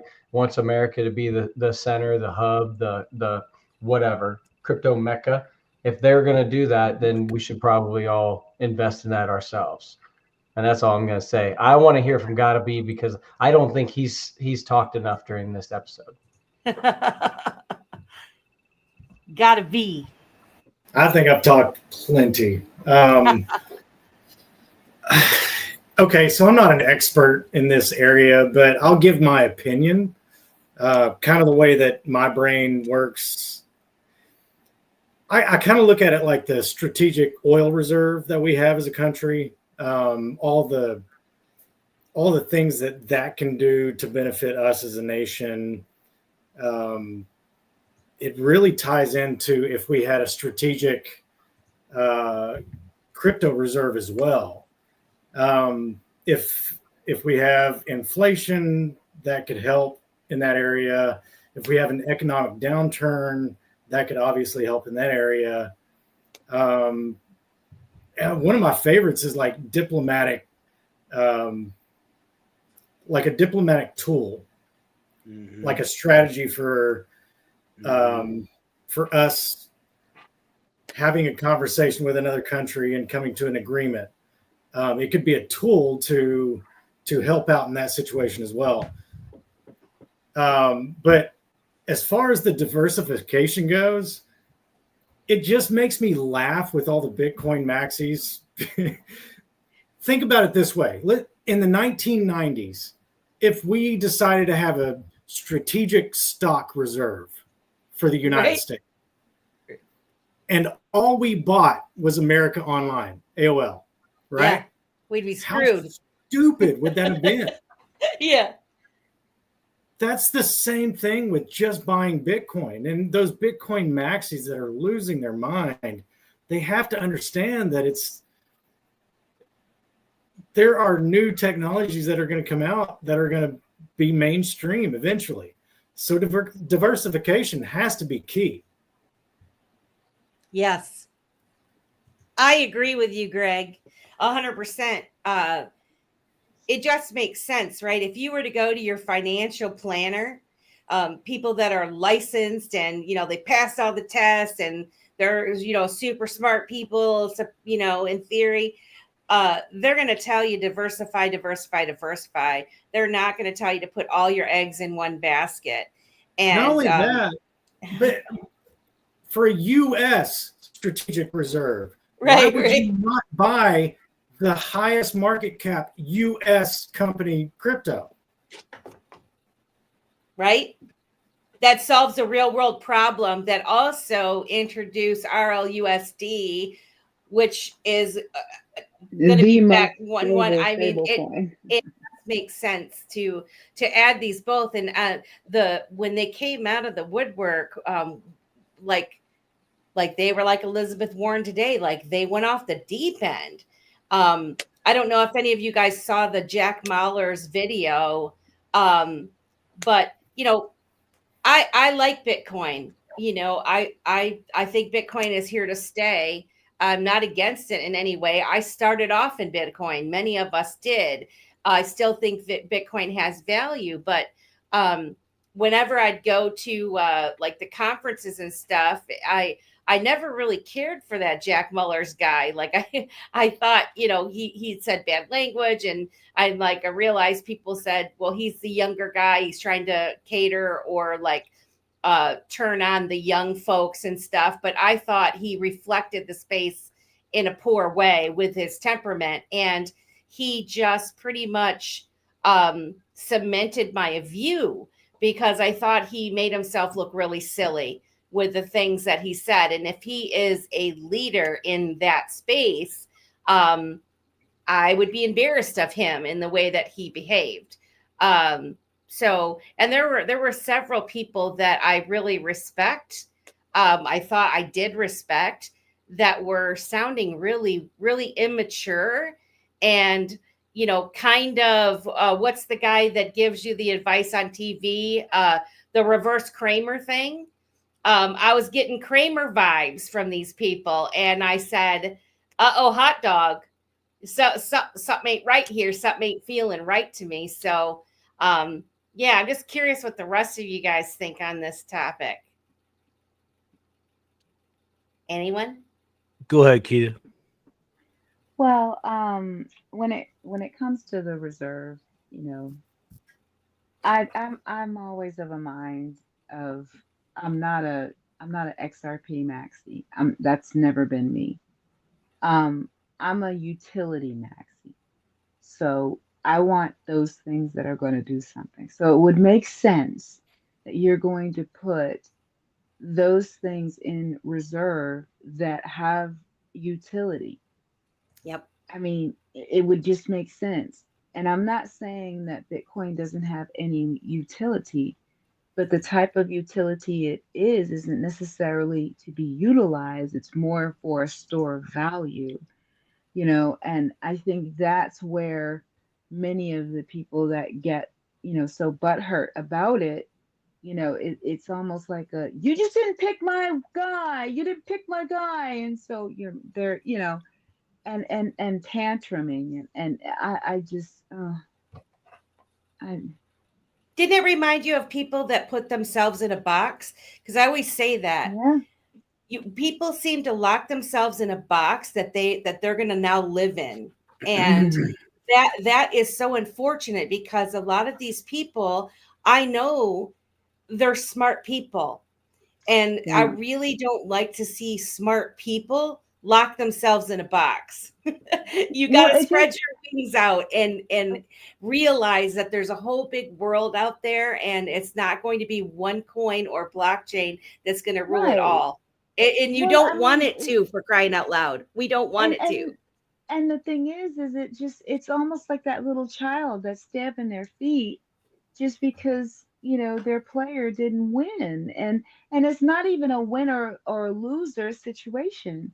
It's an ecosystem. So if it's an ecosystem, then why is it that there's this much, you know Because they invested in angst? it, because their ego's tied to their Mhm, earlier decision that they thought that that was mhm, the way. And because now they're realizing that their earlier choice wasn't accurate, they're going to defend it with all they can. The fact of mhm, the matter is, Bitcoin is a store of value because it's too heavy to move. It costs too much mhm, to move. It costs too much to do anything with, and it's only going to get mhm. worse. And Yeah. all the tokenomics are there. The roadmap's there. You can see what's going to happen. Every 4 years, it's just going to keep Yeah. getting worse and worse and worse. And XRP isn't. And it's the way it is. And it's gonna. And they can't stand the fact that they were wrong. So when they start to have a temper tantrum and stomp their feet, when they stop listening to the reasons why what we're saying is the fix, when they stop listening to the solution, just back out of the conversation, because that's wasted energy. And if we believe Mhm. energy is everywhere and energy is everything, then don't waste it on those people. That is Keep your literally vibration high. Walk away. Go buy more XRP. Yeah. Watch dip a toe. Have a sandwich, take a nap, whatever you got to do. the Uh, Oh, definition your of XRP. cognitive dissonance. yes. Well, and Uncle Not Buster, financial like advice. Uncle Buster says, it was already in reserve when they escrowed half the supply. To be honest, all of this was figured out a long time ago. I I I I agree with think that. I think you're right. You're And spot on. Cosmic Mama Shay says the same thing. As far as is what I think, a lot of the people that worked on Bitcoin, the early people, if you studied Bitcoin, you know that the people that created and worked on Bitcoin, they worked on XRP and XLM also, and many other things. And so if you don't think for one second that these early people, also people that were in the military and in the NSA and that they didn't know each other and that they weren't hanging out and sleeping in the same apartment, working on projects, you're silly. And if you do Think any about bit how of research, small Think about it, how small the niche is now, 13, think 17 about, years later. yes, these dudes were living, like I did research all the way back, way back. They were living in apartments together, right? Mhm. They were working on things. And so, yeah, did some of them go their separate ways or whatever? Did they really? I don't know.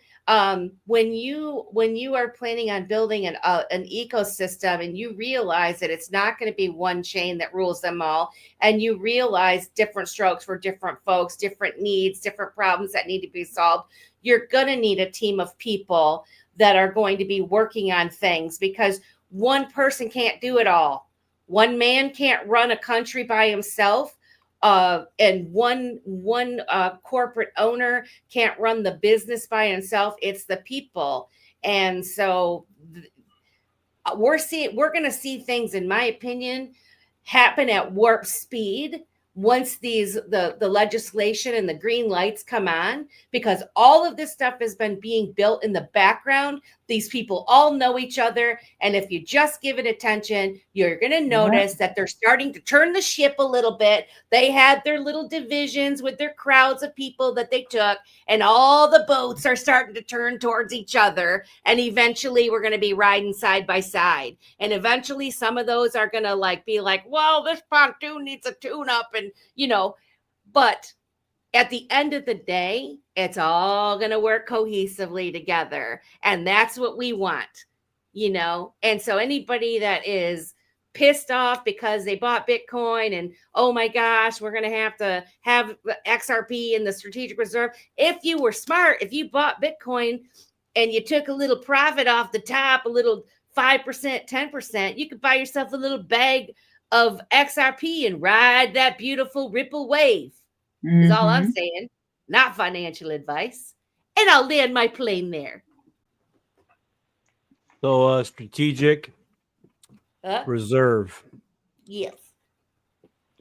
Just go to ChatGPT, look it up, do the math. It's very simple. If the world leaders, countries, sovereign nations, institutions are taking a position in something. By the way, fun fact. These people love to think short term. That's 10 years, by the way. Long term is 50 to 100 years. That's how they think. That's how they plan. That's how they grow. So when you have anybody take a position in something and it's strategic, as Melissa said, that's where the boats are going. To what Stone, actually y'all touched on this, the mad that our guy's not in there, right? Okay, this actually circles back around to what we talked about earlier, and that is my words, maturity level, because that's the only way I know how to describe it, in their crypto journey. Okay. Each one of us at one point, at one time, even for a brief moment, had a flicker of bannerism. We're trained that way. We are, right? We watch sports. We got our team. That's my hometown. Bannerism, right? Eventually, we learn to appreciate the game, and we respect a good play when we see a good play. Okay. That is not being done on the other side. Also, I agree with Mr. Quincy Jones, who's come on this show. Each one of these coins is going to be serving a different function, right? I mean, just look at XRP, now HBAR. That's a great partnership right there. Ripple and Link hooked up. There are some other functions, right? So again, it's all coming together, but each token, coin, network is going to serve a different purpose. And I wholeheartedly agree that Bitcoin, its purpose is to be a store of wealth at some value. I went back and forth on this topic, Bitcoin being like the digital gold. Okay. Now I had to do some research on what gold really is. I had to talk to some precious metal holders. Like, why do you buy silver? Why do you buy gold? Why do you? Just in case. History will show you that in times of currency disruptions, people would go and buy precious metals. There's history. You can go look it up. Known fact. This is just 2.0 of that, in my opinion, with Bitcoin. Got the party started. There's been better, more efficient coins that have been created because of Bitcoin. Okay, but Bitcoin, to a degree, it's going to be on the shelf as a use case. It'd be at a last resort, but not in a negative way. It's just like, no, I'm not going to give up the Bitcoin. XRP2, in my opinion, will reach that. XLM will reach that. There will be a point to where that we as a global pop will be very stingent on us letting go of those digital assets for something, you know. And you know, I remember also getting back to strategic reserve, right? A thing that you need to take a position in just in case stuff hits the fan or we're seeing where this goes. Back before there was Tether, there was Bitcoin. Bitcoin was the only way you could get the altcoins before Tether even came on scene. True. You know, and so I still see that happening, but you know, we got different pairings now. I know on different exchanges, XRP has a lot of pairings now. You have stable coins that have pairings, and so knowing that this item or that token, this coin, that network, whatever, has some type of value, whether that's utility, solves problems, improves lives, or in case shit hits the fan, we need to take a position in it. You know, if you bought, if you bought 100,000 Satoshis right now, okay, you took a position in that. Wait 10 years, see what you can do with it. Maybe you could use it to collateralize to go get some more XDC, XRP, XLM, or the coin this right here right now. The butt coin. Maybe the butt is gonna be the butt XOM. you need. Yeah, right. You're gonna exactly. You know, we don't know. And again, strategic reserve. Hey, we don't know where this is going. We just know it's going that way. So load up, back up the trucks. You know? So hey, to end with it, just the reaction from that community just kind of shows where some of them are at on their crypto journey, and I'm going to leave it at that because I'm moving forward. You know, diversification in a strategic reserve. All countries are taking a position. I would say so should you. That's all I got. I'm just going to add one quick thing because I'm surprised you guys didn't mention it, and I noticed Kita is like about to pass out. I love you so much. Because it's only 8:30, 8:50 here, so it's like totally I'm chill, and I know it's so late for you guys. This plane in like 5 minutes. I did just want to add that it's. I was actually shocked that none of you mentioned it because one of the things that I kept reading is that with Bitcoin, it's debt. Yeah, so when we're looking at the 30 whatever $1 trillion debt, and we're looking at the golden age, and we're looking at all the signs. If you buy only Bitcoin, it's just more debt. If you buy XRP and then XRP goes to $100, $1,000, $10,000, $100,000, or by some miracle, like some people have said, like including Schwartz himself, $1 million, you literally could pay off the debt. And so I think that that's what they're all missing is that ultimately, if we're going into a golden age, and you're going to use crypto to pay off the national debt and go into an asset-based system, XRP, XLM, XTC, and the ones that haven't hit their peak yet are quite literally the best strategic plan. And I think us on a micro level, that's what we see and that's what we hope for. And what's interesting about what you just said is that you see the scenario of it actually being part of that escrow that goes to the government. You give them 30 billion XRP and you put it at $10,000. You've wiped out the whole debt. Yes. The whole debt. Luke S. I think Luke S is a newbie. No. He's a long time listener, first time caller. Oh, okay. Yeah. Well, congratulations, Luke S. Yes. That's fantastic. One more. That's fantastic. Do one more because we've got that. I'm sorry, Kita. I didn't mean to cut you off. You're good. No, you're fine. Or Greg was saying something. And you're right. I'm sorry. I've been up since like 5, so. I ain't gonna tell you how much 24 sleep almost I had last 24 hours night. for you.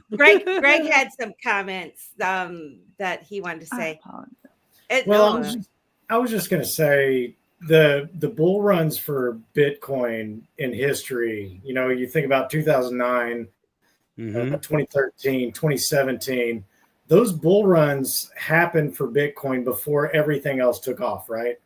Well, the reason for that was because who was it? Stone that was saying you couldn't buy an altcoin unless you bought Bitcoin first. That was Simon.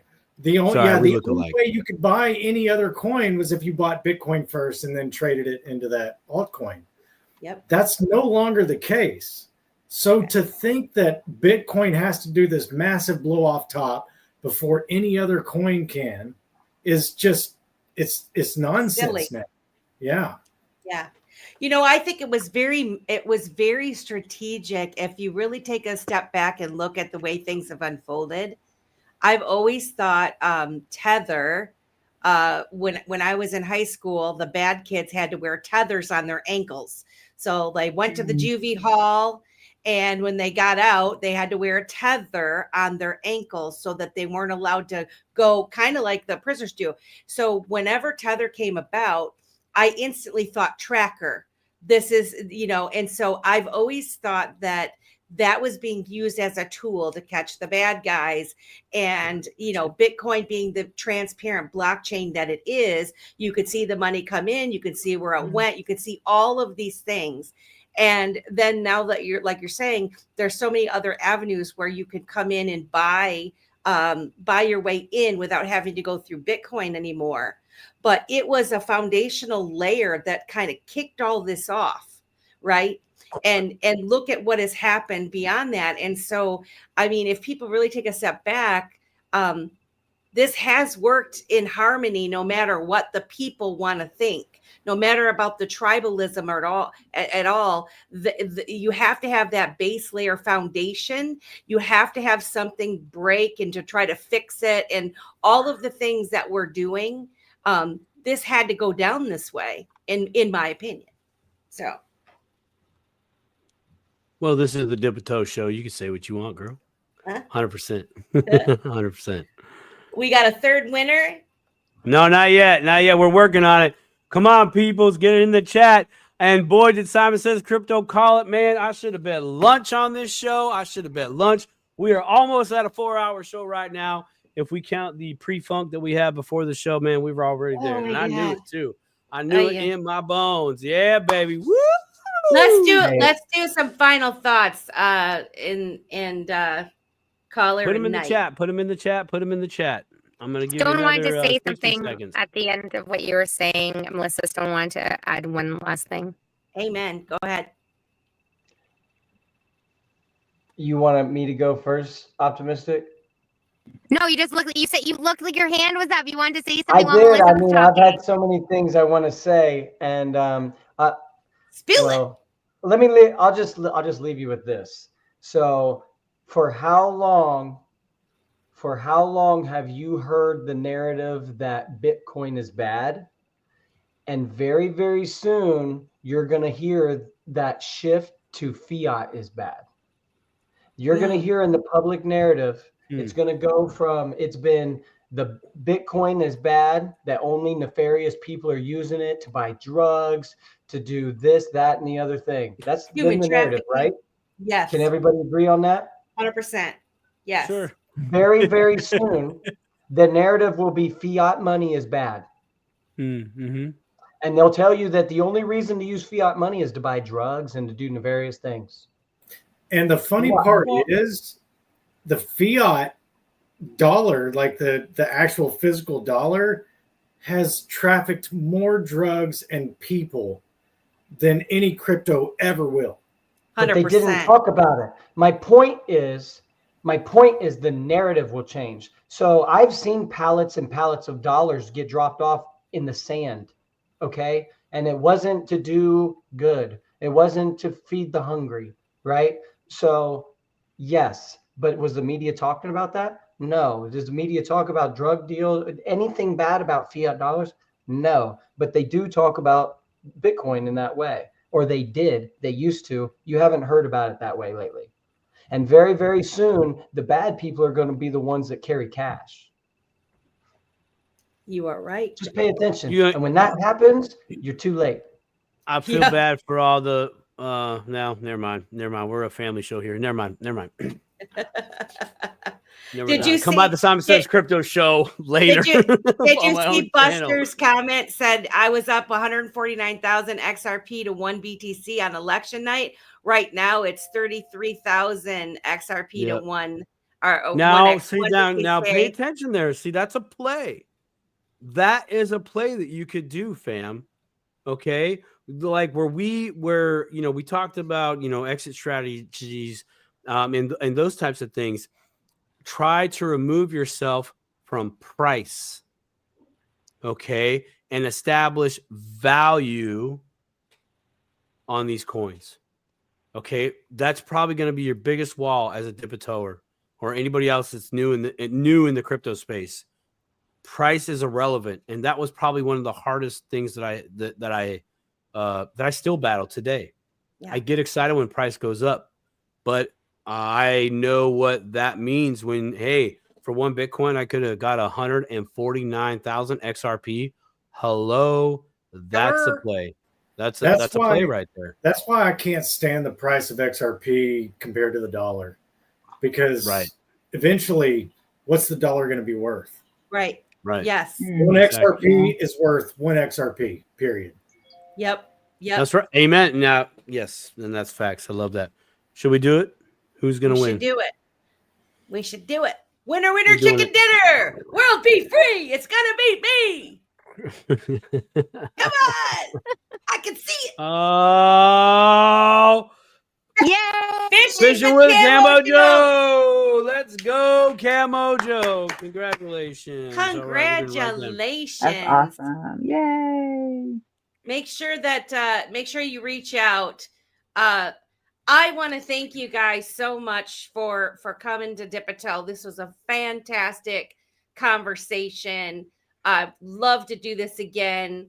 It's so hard to do one show a week, but having these type of panel discussions, I think, is really important and beneficial to everybody, because there's a different personality for everybody watching, right? Plus, Rosemary says that we're super smart people. People. We love you guys. You want to shill your program real quick, and then once we're done, we'll say goodbye and we're ending the stream. So, Stone, take her away. Well, I really appreciate you letting us on, and it's really not just my show. I show up every day, Monday through Friday at 9 a.m. Eastern Standard Time. And the show is all the people that come on and ask the questions. Amen to just that. like you're doing, like they don't show up they show up because they know I'm there, but they show up to hear the information given by all the guests. Yep. I just facilitate the conversation the best I can. And I try to ask the right people. And if I know a conversation is going in a way that I don't know the answer, I'll send some DMs and get the right people in there. And if I don't know very, very rarely have we come across a question that we couldn't come up with the right answer. And we have never not been able to point someone to the right person. So come to Coffee and Crypto with Stone. Optimistic Prime will be there about 75% of the time. And I really love that you have to stay up late tonight. I'll be honest with you. I love that you're here late. And tomorrow morning, you might be struggling a little bit more than usual, because I know it's way past your bedtime. Be at the gym at 5 in the morning. Yeah. I was at the gym I was at the gym at 6 in the morning this morning. I got up at 5 to cook breakfast, but nice. It's late. Yeah, and half the time I go to sleep at like 3 in the morning and I see him going, I'm at the gym. I'm like, oh no, it's Coffee and Crypto in 3 hours. Well, we really appreciate you coming, and we did drop that in the chat, and you can find Coffee and Crypto on X Spaces every morning. Go check him out. Miss Optimistic Prime, where can people find you? Yeah, I'm Optimistic Prime on X, the way you spell it here with MYSTIC. Into the Mystic I go with my blue umbrella.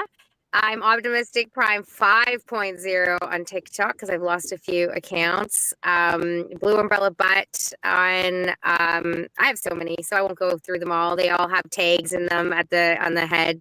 In the description. Blue Umbrella Butt though on X, and my Telegram is Blue Umbrella Butt, and the wanderingfootprint.org is where you can find everything. I just want to say thanks for having me.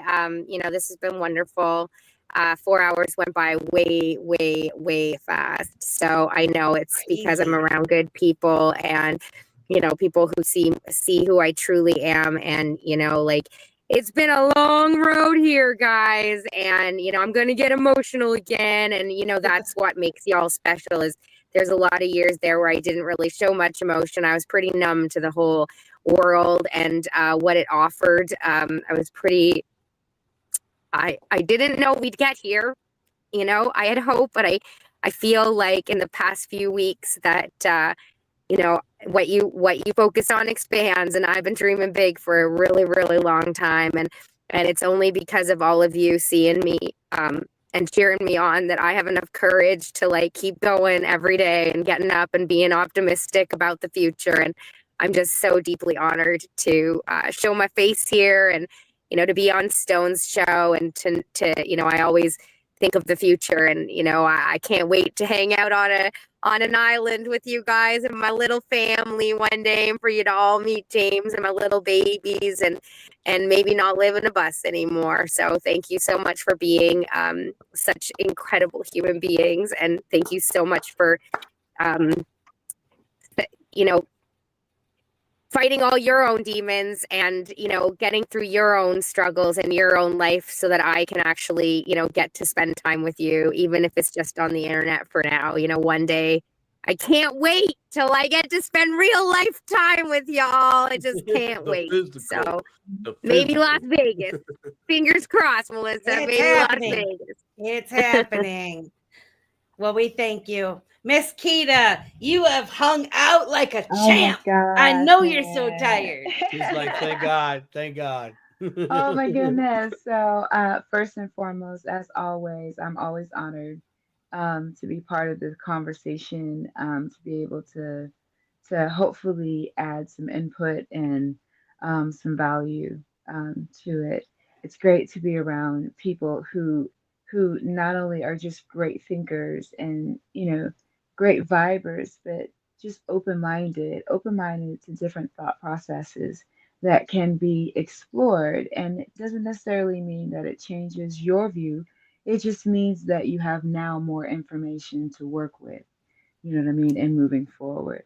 So, so for that, I really commend all of you, you know what I mean, for really not only just seeing a subject, but really kind of delving into it and really getting to the nitty gritty of it, you know what I mean, which is really, really important, and as you dip the toe, right? Because it's the dipping of the toe that, makes it work, right? Exactly. So thank you again for having me here on Dip a Toe, Let's Talk Crypto, and Simon and my lovely Miss Melissa and Optimus and Greg and Stone. This is what it's about. And the good part is that we're finding those connections with people now who really can understand what you've been through going through this whole process. And that's what's so important. We're going to have stories to tell. And we're going to be able to just it's going to be one of those, you know what I mean? You don't even have to say anything. You're just like, yeah, I see you. Yeah, because I see you, because I know, that kind of thing. That's the cool part. Well, I appreciate you coming. We love you so much. Appreciate Miss Keita, always. Your wisdom is much needed, and we appreciate you very much so. Mr. Greg, we love you. Can't wait for your karaoke space. Parting words. What are your parting words?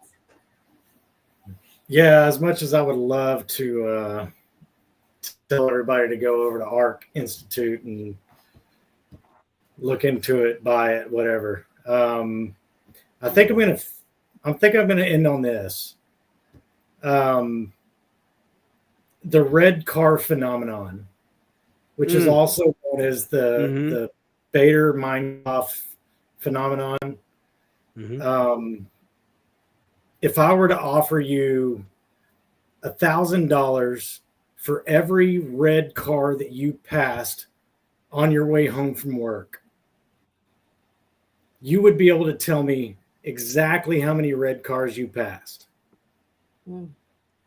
If I didn't give you that offer before you left work, you would be able to tell me exactly 0 red cars that you passed on your way home. Ah, it's fire. In the same sense, when you're going through your daily life, you are presented with so many opportunities to love somebody, to change somebody's life, to care for somebody, and you don't even realize it because you're not looking for those opportunities.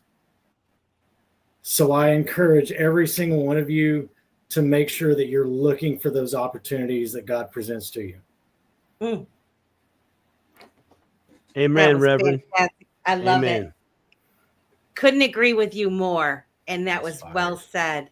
Very inspiring. Absolute fire. We love you. Go to Arc Institute, buy his token, look into it more. Look at our other past shows where he was on, and you'll learn all about the project. It's well worth your time. We do tend to have long shows, but Simon, final thoughts, my friend. Final thoughts. Okay. Earmuffs. No F word. No. A quote from my father. Scared shitless, but we do it anyways. We got to go. Y'all keep dipping that toe. Oh, I love it. You guys, I love you all. Please come back to Dip a Toe next week on Wednesday. Like I said, we're having Quincy Jones. Congratulations to all of the winners. And if you would please hit that like and subscribe button on the way out, we would so appreciate it. Thank you to everybody that's in the chat. I'm not going to name you all. You know who you are. We love you. And enjoy your blue wrenches. Have a good rest of your night.